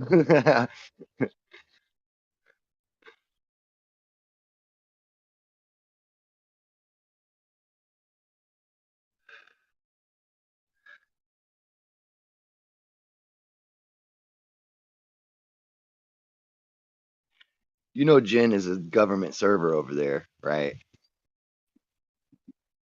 You think that's government ran? Yeah. Possible. Well, I mean, it has to be. Maybe not. Because they can't get shut down. I've said everything that gets everybody else shut down over there 100 times. You can't get shut down. Yeah, I think it has to do with text chat though. Like I don't Uh-uh. think they're listening to the VC. I think they're No. monitoring text chat. I've posted the text chat. I've posted it all, whatever the fuck I want, dude. Those guys are not. It's all the same information that was on. Here's what I do, right? I post stuff on my own server, right? And then I go and post it over at their server. So everything that I've ever posted on my own server has been posted on their server. My server got shut down. That's weird. Because they are the ones over there going around and snitching on everybody. Oh, let me get a link to your server and see what's going on. Oh yeah. And then they go and report your server. See, I find it weird because I run a D&D server, right? Nobody from this community is actually involved in it. It's just a bunch of us nerds. If you read our text chat out of context, it is creepy, weird shit where we're talking about everything from building bombs to, the government takeover and coups that we're performing. Yeah, I know, and you're And still there. Nobody, yeah, you're not. we've been there for coming up You on 7 never years invited a now. wolf. You never invited a wolf to your hen house though, on accident. See, you gotta be careful. Don't invite a wolf to the hen house because those fucking guys are wolves, man. They're like connivance, crooked little wolves. Don't you think a bigger issue though is that your server could get shut down because someone doesn't like it and reports it to someone else? It's like, why is that even a thing? Like the whole thing doesn't make sense. Well, yeah, I mean, because now since there's this, censorship that's, disinformation, misinformation, whatever, going on, that they have, they can virtue signal and say, oh, look, I found some, blah, blah, blah, blah. It's just like when the Nazis like see something, say something, snitching on your neighbor and your parents and this is exactly how it started, except they didn't have this. But what I'm saying is that they're holding it to an arbitrary set of like societal values that they decided are correct, and if you don't conform to them, then you're misinformation, right? So there's nothing objective about that. It's just we have these social values. You conform to them, or we ban you. It's complete nonsense. It really is. I agree. I mean, shit. I just remember that we're. Sorry, go ahead, Graham. No, go ahead, man. I can save it. I just remember we were live on YouTube, and I wanted to clarify my server where we talk about that crazy stuff. It's all games. None of it's real life. I do not advocate anybody to ever hurt or injure another human being for any reason. To be honest, we knew that about you already, though. That being said. Yeah, I knew that already, especially when you're talking about gaming. Like, I used to play Warhammer 40,000 to quite a high level. And like, if you're on a gaming server and you're talking about, oh yeah, I shot a Tyrannid, right? Or whatever, you didn't actually do it because they don't really exist, right? So obviously that makes sense to me. But yeah, I get you. Like, some people would be, especially when you get people who already kind of have a dislike for you for whatever reason. They will deliberately interpret whatever you say in the worst way possible, and then they won't even listen to your explanation. So I totally get what you're saying. Who did you play, Crypto? I'm a Harlequins player. Well, I played Eldar. Just various forms of Eldar, really. All right, at least you weren't a Space Marine.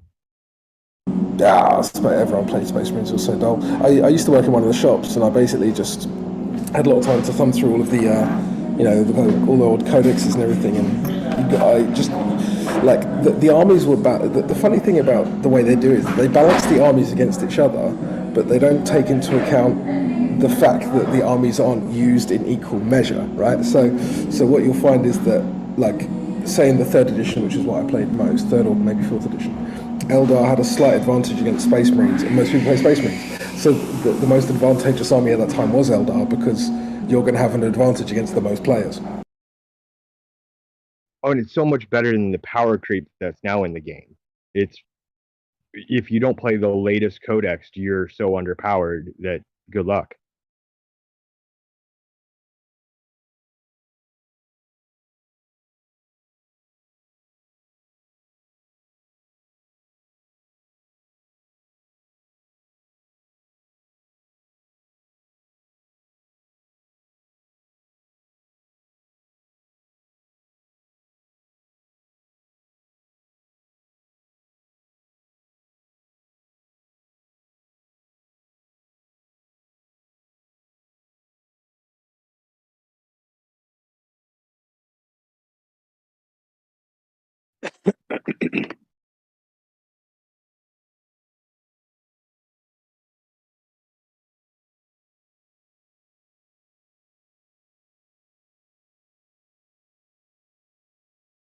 Oh shit, I'm muted and shit, having a combo with you guys, and I'm like, that shit was funny. Nah, I don't know why you're not laughing, but no, I'm kidding. No, I was saying, have you guys seen Ozark? It's a new show, relatively new, not super new, but yeah, I've seen that. Like a Netflix thing. My wife said, you got to watch this, and I sat down with one episode with her, and then she went to bed, and then I watched like 9 episodes.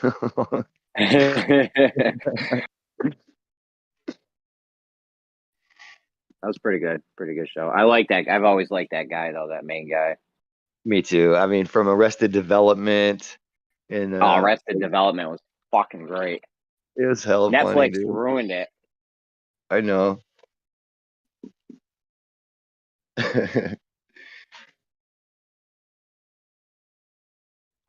But yeah, but the reason I brought him up was we were talking about putting another quarter in the machine. That was one of his epiphanies in life as a kid was it takes money to win, you know?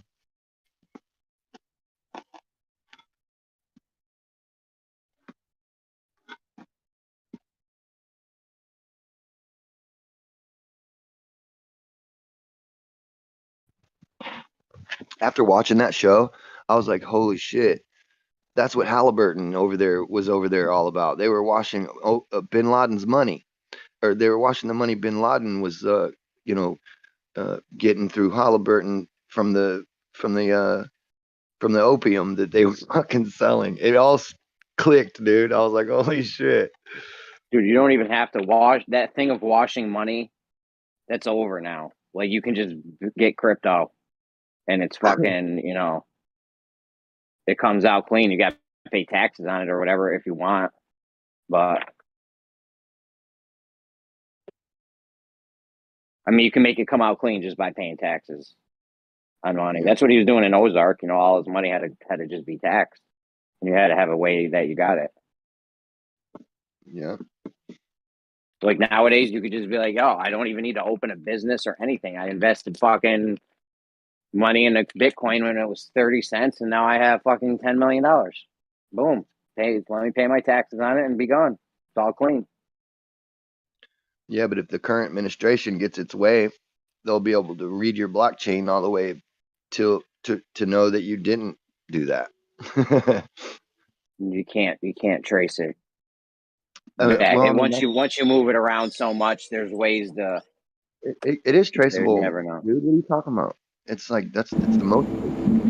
Yeah, that's the point of it, Jeremy, is that it's on the blockchain forever. What I would say though is that there are countries where you can actually convert your crypto or whatever into fiat currency at no tax, and Portugal is currently doing that. I don't know why they're doing it, but it's like a thing that they've got going on. So what you could do if you really wanted is you make a bunch of. Oh, sorry. Yeah, a lot of background noise, crypto. But the thing is, if you just make a new wallet and send Bitcoins to it, they don't know who owned that last wallet. They just know you got this wallet that just received the Bitcoin, and they don't know what you got it for. You just sorry, like the blockchain's readable, but only to a certain extent. Yeah, it doesn't have your name on it, just where it went. Yeah, you don't know where them coins came from before that. Like, I mean, if you just make a new Bitcoin wallet and send the Bitcoin there, it'd be like, look, here's my Bitcoin wallet. I've had these ever since.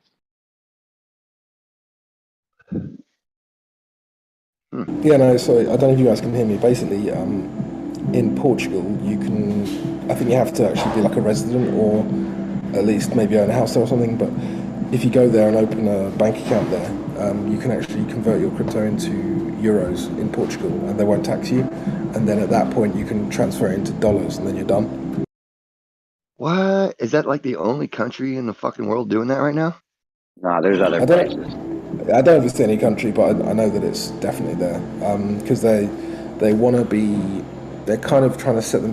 Lisbon, especially, they're trying to set themselves up as like a tech hub. And they want to attract kind of. They basically want to be the tech center of Europe.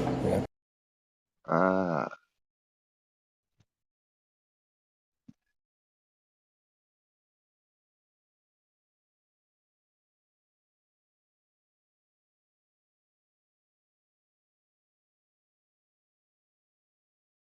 So yeah, there you go. You could come out with clean money and not even have to pay taxes on it. Just go move to Portugal for a couple of years. It's fun.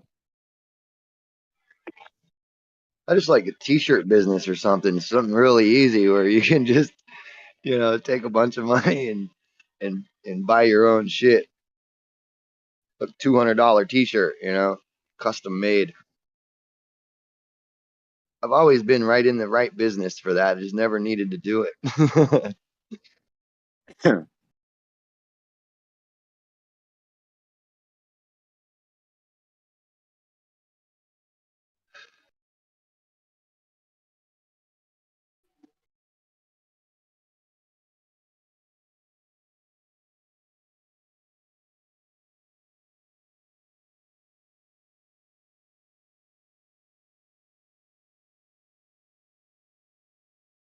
From the cartridges you sell, do they sell them at the dispensary?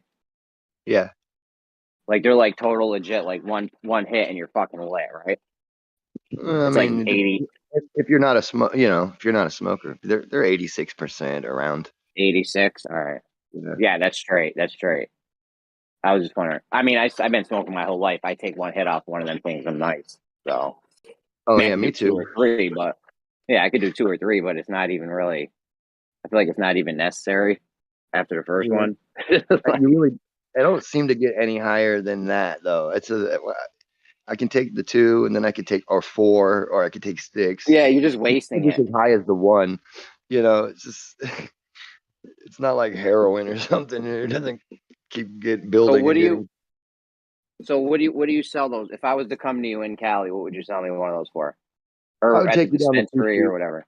I'd give you one, bro. I wouldn't sell it to you. No, I know, but let's say I wanted to buy some. How much? Like I would take you down to my. I'd take you down to my favorite dispensary that does me the best, and let you pick from any of my stuff. They got all my shit down there.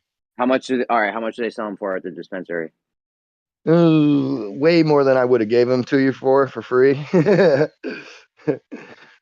about $30, $25, $30. $30. All right. Yeah. And to be honest with you, I only sell them to them for about $7. Seriously? So they really but you're not allowed to sell them though to the public. Exactly. That's why so many guys get caught and busted. That's because bullshit. they're like, man, I want to make $20 a cartridge. So they try to sell them on the black market, sell them, even though they've got great product and everything, and they get their whole goddamn shop shut down forever, bro. Once you get it shut down, they stay on you, and they know you're the kind you're of never guy. you're done. Yeah, you're done after that.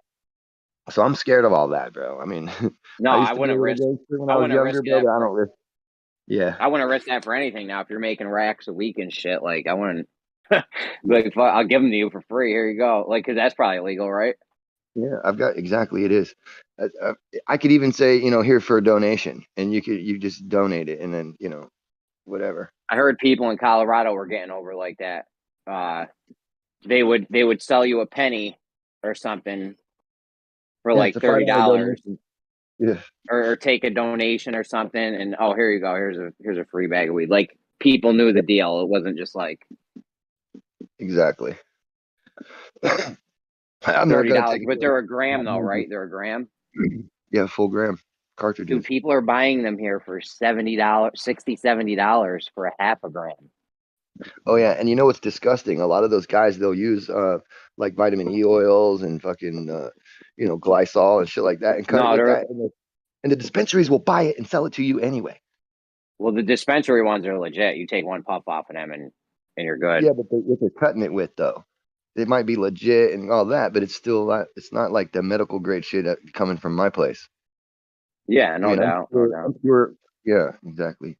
I'm like live rosin, dude. I'm pressed right out of the thing, right into the cartridge. Yeah. You try to get that little bubble to move on that, and it doesn't. You literally and these have people to don't fuck with them at all. These people that you sell them to, they don't fuck with them at all, right? It's straight from your hand straight to mine. No, yeah, they can't touch. Like they don't try to cut them in a hermetically sealed case and everything. They're not allowed to get in there at all, or else it's all fucking canceled. So my next question is: is there a trail of states? Is there like a path of states you could drive? Yes. From Cali to New York and be good the whole time and not have to worry about anything. If you skip Tennessee and try to stay out of Georgia too, don't go up to 95. I'm just trying to see if it'd be worth it to go to Cali because it's going to take a week. First of all, it's going to take a fucking week to drive it, right? 3.5 days each way. Yeah, take the 40 down into Texas and then go down to the 20 and then keep going and then come back up. Like how many? There must be a limit though. How many can you have on you before it's like a crime now? It's only 6 grams because it's concentrate. So the laws are different. Only 6 grams? Yeah. So, okay, it's not worth driving to Cali for fucking 6. You're good. Okay, never mind. You need a different situation, like a false bottom gas tank or something. Bro, I'm not about to commit a felony over this. I was just wondering if it was would be worth it. I'm in the same boat you are, dude. I got a family and shit. I can't be risking fucking. Yeah, I'm not risking I'm nothing. not risking Dude. prison. I'm not. I got mouths I'm to not a feed. I can't bachelor be anymore. sitting behind bars. Oh no. Well, see, the fortunate thing about it nowadays is it's such a good. They know they can make more money off of you, off of repeat offenders, right? So they'll catch you and release you for the fine now on the cannabis, just in every state almost. Yeah. Because they you know, unless you don't live there, and then they're gonna try and get that money before you leave, because they know Yeah, because otherwise, it's just like I'm never going back to fucking exactly. Ohio or whatever. Yeah. That's why in Florida, when I was a kid growing up, we had a saying about Florida, and especially Daytona Beach. And like people come to Daytona on vacation, and they leave on probation, and then they come back on violation. It's always like that. Yeah. And it's I illegal bet to you. mail this shit. Oh yeah, Like if it's I was to totally go there, illegal. if I was to go But there and not to try to say like that there's FedEx not. my. Yeah, Yep. FedEx it's all illegal, bro. But not to say that FedEx isn't full of cannabis. Yeah. It's really the UPS, it's not so much, guarded. Gotta be careful though. I'm just saying it's still illegal. Like even if I wanted to mail myself back one cartridge, that's illegal. Mm-hmm. Here's the deal though. If you ever did do it, like in the movie that I watched, wink, wink, you would it would be something like a UPS because it's not federal. You're not working. The guys at UPS, if they find it, they're gonna steal it and keep it and not snitch on you. Yeah.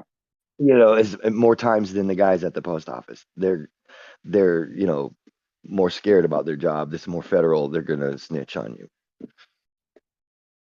Yeah, I hear you.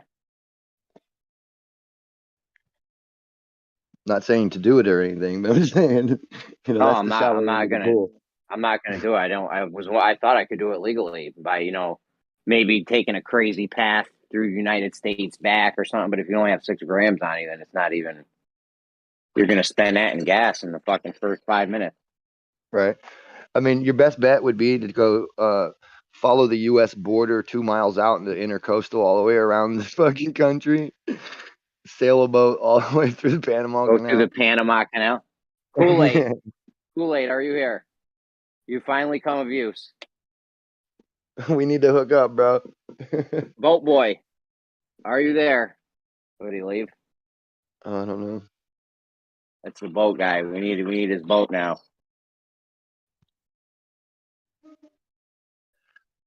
When I was a kid, I used to tend bar at on a cruise ship, a fucking casino boat.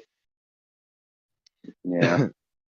And that shit was pretty interesting because that was the first time I was ever really subjected to it. I was like, oh, I'm in Florida and gambling is illegal, but But you're in international waters. yeah, if we go out 2 miles and then all of a sudden you can gamble, There's no rules. no Not only rules. can you gamble, I'm sure there's a lot of other stuff that's fucking, not illegal anymore. Prostitution, drugs. Yeah, That must have been a good fucking time, huh? dude, it really was. It was the craziest fucking job I ever That had. sounds like an awesome job, bro. That sounds like an awesome job. And For there's a a lot of kid. really rich regulars that would come in there, dude. And I swear, I was like if I still could do it, I would still be doing that job on the side. I was making $1,000 a day in some cases. Some of those Were you people, selling a lot of weed? none at all. I wasn't selling any. I was only Just doing my tips? regular job. Yeah, Oh, just tips? Oh. just my regular job, bro. Oh, I mean, I I was thought a you good for looking sure would kid, be. Hell yeah. I was back when that Tom Cruise flipping bottles shit was fucking cool, and everybody was doing that. So I was back there with bottles with tape on them and shit, practicing and just flipping bottles and being as cool as you can be. It's funny. Yeah.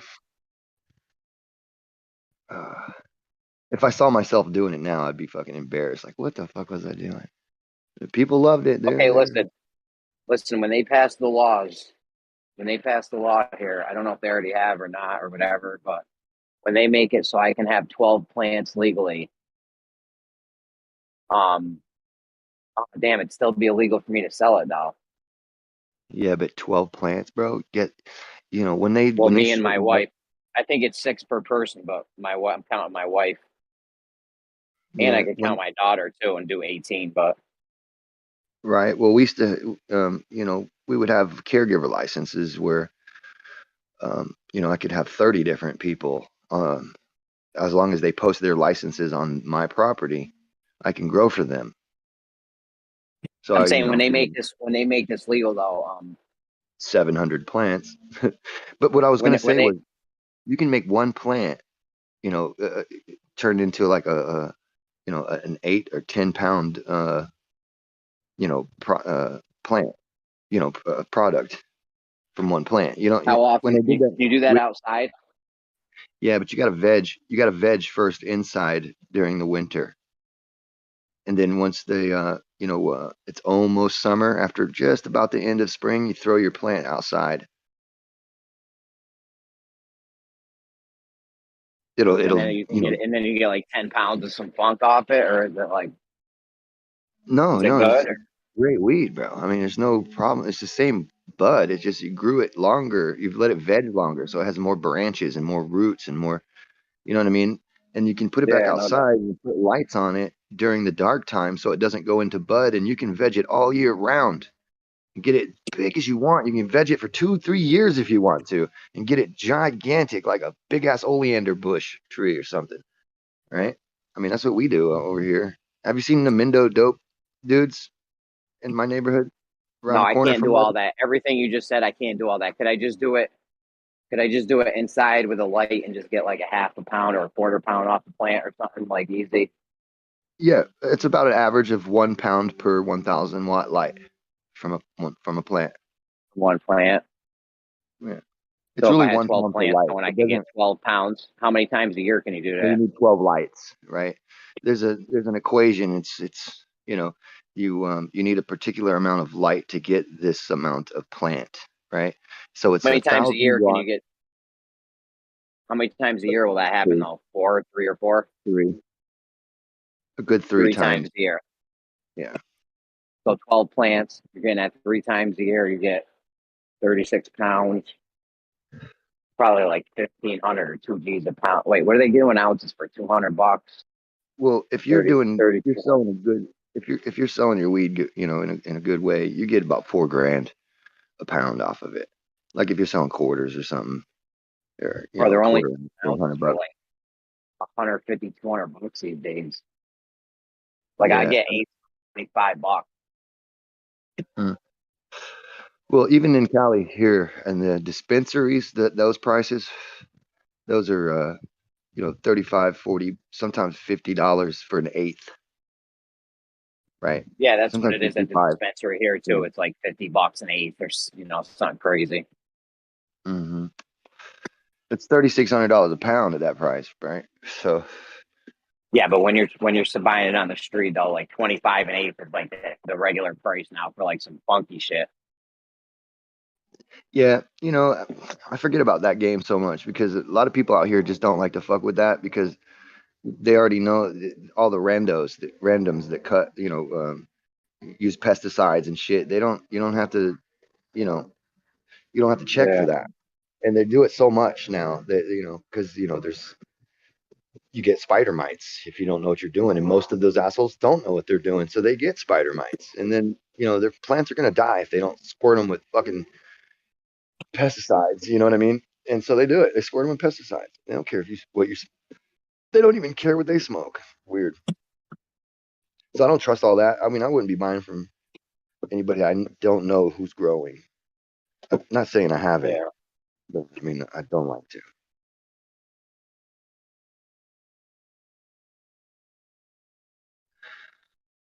Man, I tell you though, I got so many different kinds of weeds. All my different friends are like harvesting at the same time all the time. We kind of meet up together and do little swap. If I went there, how many grams of flour can you bring back? It's different because it's not concentrate. Can you bring like have a pound or a half pound or? Well, I mean, I really don't know about traveling through the states so much since I don't do that very often. But I mean, Well, if you have the medical card, Cali, how much can you? It just 2 in Cali, how pounds, much can 2 pounds if you have a medical card, a half ounce or an ounce or something like that if you don't. a half ounce mean, without a medical card? Yeah, I got pulled over the other day, and and I'm like, the guy was like, "Man, you smell like cannabis, right?" And I was like, "Oh yeah, that's a side effect of being a cannabis farmer, dude." And he was like, "Oh, okay." That just happens like that. He's like, "Oh, so it's not lit? You're not smoking it?" I'm like, "No, man." And I said, "Look, pop the trunk." I popped the Been trunk. breaking up weed all day, yeah. He was like, "Man, this is beautiful." The cop. Yeah, bro. Oh, Yeah. This is fucking really nice looking weed, dude. You grew that? He was really got all interested. I was like, "Oh, you want some?" It's like, no, no. Put his hand on his chest and covered his camera. No, no. It was funny. Funny. But you know what? Fucking 10 years ago, would have never popped the trunk for him. It would have been like, I would have been so scared because I didn't trust that it was legal. I came up here from a place where it wasn't legal, and so I had to acclimate to the fact that it's legal now. You know what I mean? And I was still had all those like, paranoid, like, oh shit, the cops are behind me. Let's say I can bring two. Let's say I can find a safe route to bring 2 pounds back. All right, Man, I can't have get this my medical. discussion with you, dude. I mean, honestly, I can't do it, man. What's You're up? asking the wrong guy. You'd have to call me on my personal line, bro. I'm not gonna No, have I know. that I'm just saying. Let's say I did find a route, and I went to Cali. How much does your guy at the dispensary charge? Well, first of all, they won't let you have anything if they know that that's what you're gonna do, because they'll be Yeah. involved in aiding and abetting criminal activity. Yeah, no doubt. Well, no, it'd all be legal. I'd find out the maximum amount you can have for my whole way back. Oh, okay. Nothing illegal. Well, I Yeah, don't know, nothing man. illegal. I really don't know if there is a safe path yet. No, I'm just saying. Let's say there was like, how much could I get 2 pounds for out there? Like, how much is it a pound if I went to your guy at the dispensary? Oh, two grand probably for 2 pounds. $2 grand for 2 pounds. Yeah, just about. That's some So I could mid probably grade, sell it. It's not the So I super could top shelf stuff, but it's Yeah. the greenhouse stuff. I You could take our probably sell that greenhouse for. over to New York, and it's Yeah, it sells. that's what I mean. It's indoor. Yeah, it's not. So I could probably get like 2 G's, 2,500. So it'd probably take like a week and a half. I'd say 2 weeks each trip back and forth. So every 2 weeks you make 3 G's. Your whole life would be spent on the road basically like that. Yeah. Well, if you were going with another person that had their medical license, you could have 4 pounds on you. Right? Everyone can have 2 pounds. Yeah. A lot of guys are just mailing shit though. Driving is crazy. I know. I don't want to do anything illegal about it. Like I'm not trying to like break no crazy laws or some shit.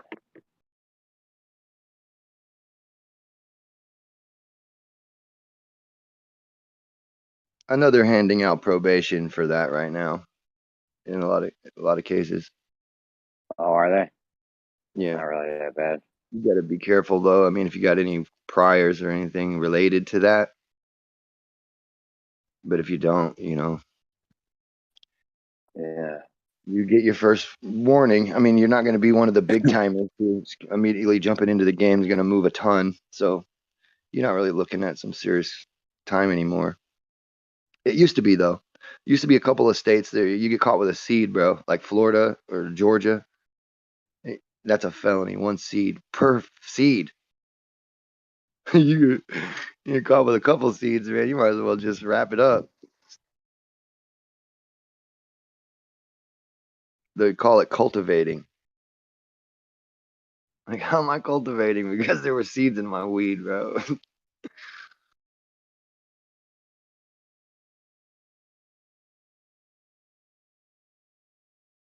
But a lot of those old judges and shit, the people that were holding up those really stringent ideas with real prejudice because they hated it because they were really susceptible to the mind washing of, what was it? The weed mania or whatever the fuck it was called.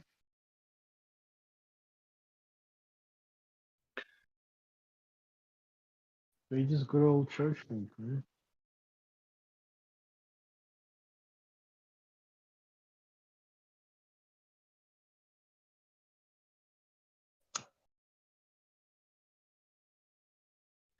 But Jeremy, your best bet is to skip all the trying to transport shit and just grow a little of your own for your own savings so you can save money.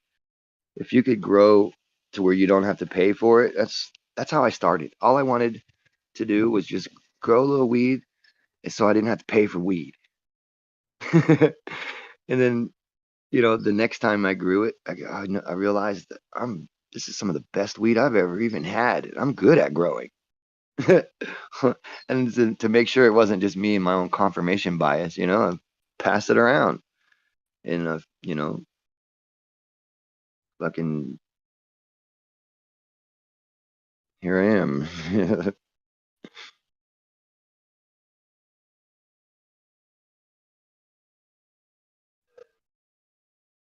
But Jeremy, are you still there?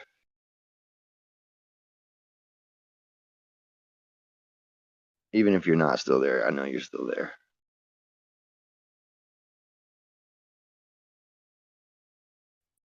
Yeah, I'm listening. Yeah, I know. I was gonna say, don't. I mean, if you do grow, your first time, don't expect it to be, the end result because it's really hard, to get it right your first couple of times around. Dude, I don't even know if I have room for it and shit. Yeah, and the Like biggest I would need mistake one of those most people- little tiny. I would need one of those little tiny units they sell or something, so I could put it in like my closet or something, and I'd only be able to fit a couple plants in it. Like I don't, unless I could do it like outside, just in nature naturally. Like I don't think I'd be able to even do it.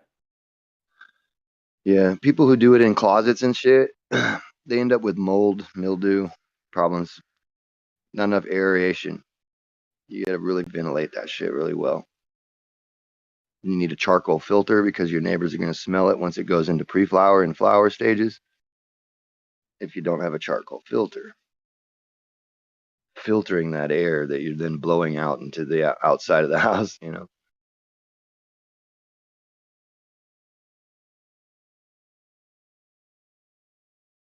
Learned it all through trial and error, though. I didn't have my big ranch and all that shit when I first came out here, so I was next to people, and they're like, "Oh man, hey, what you growing over there?" You get so used to it, so you don't even smell it anymore hardly in your own house. To go outside for a little while and come back in.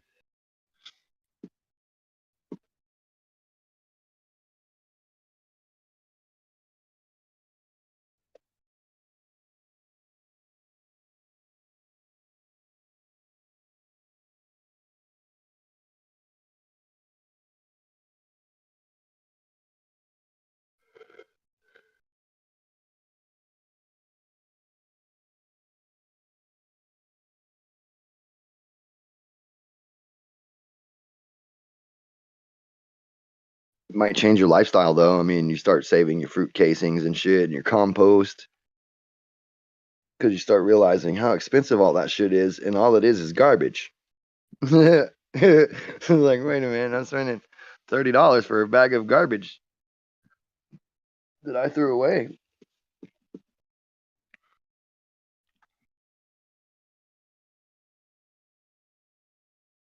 Yeah, I hear you. Like I said, I don't even think I have the space. Like it's really tight in my house. Yeah. Right now, so I don't even have the space to do it really. Well, I mean, those motivations, man. All of those things are new goals to set, right? Bigger space. Now, next time you're looking for a place, you need you know what I mean? Get a little bit outside the city and away from a couple extra people so you can have a little bit more privacy. No, we ain't going nowhere. Well, I got a half an acre of land, but like I said, if I can't do it, it's the indoor space you need. So If you got a half an acre, right? Are you allowed to put a foundation, like build like a deck and put a greenhouse on it? Bro, I don't have money to be building structures. I mean, you could build a greenhouse for cheap though, right? I could get a greenhouse. Yeah, you can get a greenhouse for like $150, man. That's what I mean, You can yeah. set it and put it together and everything. Yeah, I could put a greenhouse down. Yeah, I'd put a That's all you greenhouse need? down. Yeah, I'd put a greenhouse down, bro, and then you know, for a couple of months, have some different other plants in there that aren't cannabis plants, and then see, you Why? know, like when they come knocking on the door and wondering what's going on, show them your azalea bushes. So no Show one's them gonna your come azalea. knocking. It's legal. I'll show them the weed plants. Oh yeah, well, I mean, you might have something like we had here where you have to have a door, you know, a lockable door. So you might have to put up a chain link fence around your greenhouse. My shit's all fenced in. Oh, around the Yeah, specific greenhouse. to the greenhouse. Yeah, Yeah, whatever. that's about it, bro. And then you're good. Yeah, I'm so happy for you right now. I forgot they switched that law. yeah, that was huge for me, bro. Yeah, I've been waiting for this shit my whole life. I'm like, why are they doing this to us? This shit is a crime. That this is illegal. Yeah, it really should have been. Imagine all the families that were torn apart because of some weed Yeah, for 50 dudes are in years. prison. Dudes are in prison because of it. Yeah, 50 years cultivating. I can't imagine watching a rapist get out before me, and I got caught with some seeds of weed. No victim. No Yeah. victim. A victimless crime, bro. Stupid. It's criminal that they did that for that long. Yeah, I really don't think there should be victimless crimes on the books. Definitely not. Definitely not.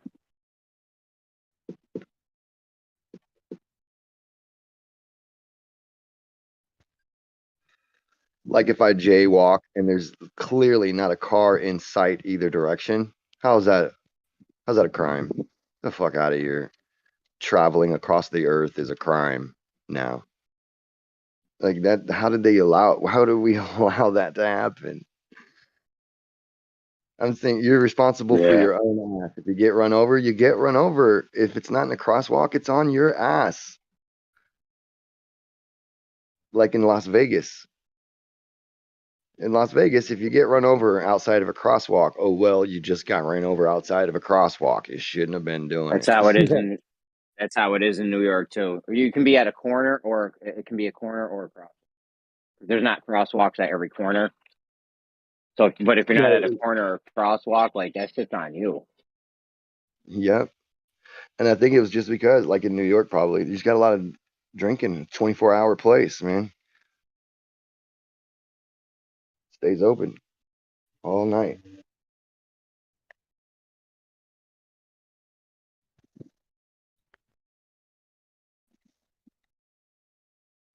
You know that law changed one day when some fucking you know, congressman's son or hit somebody. Like, oh well, you know, we're gonna change that law. Yeah.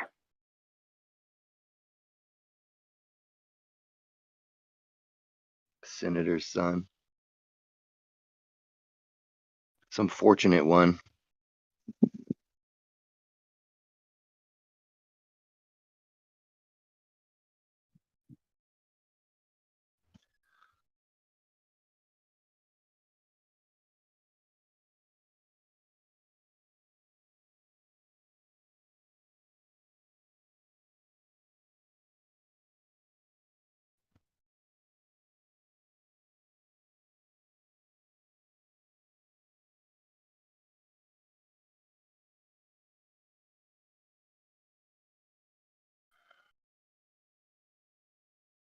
I got so much shit to do for today.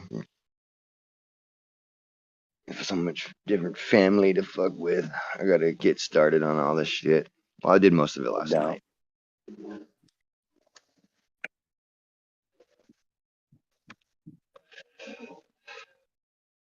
I'll holler at you later.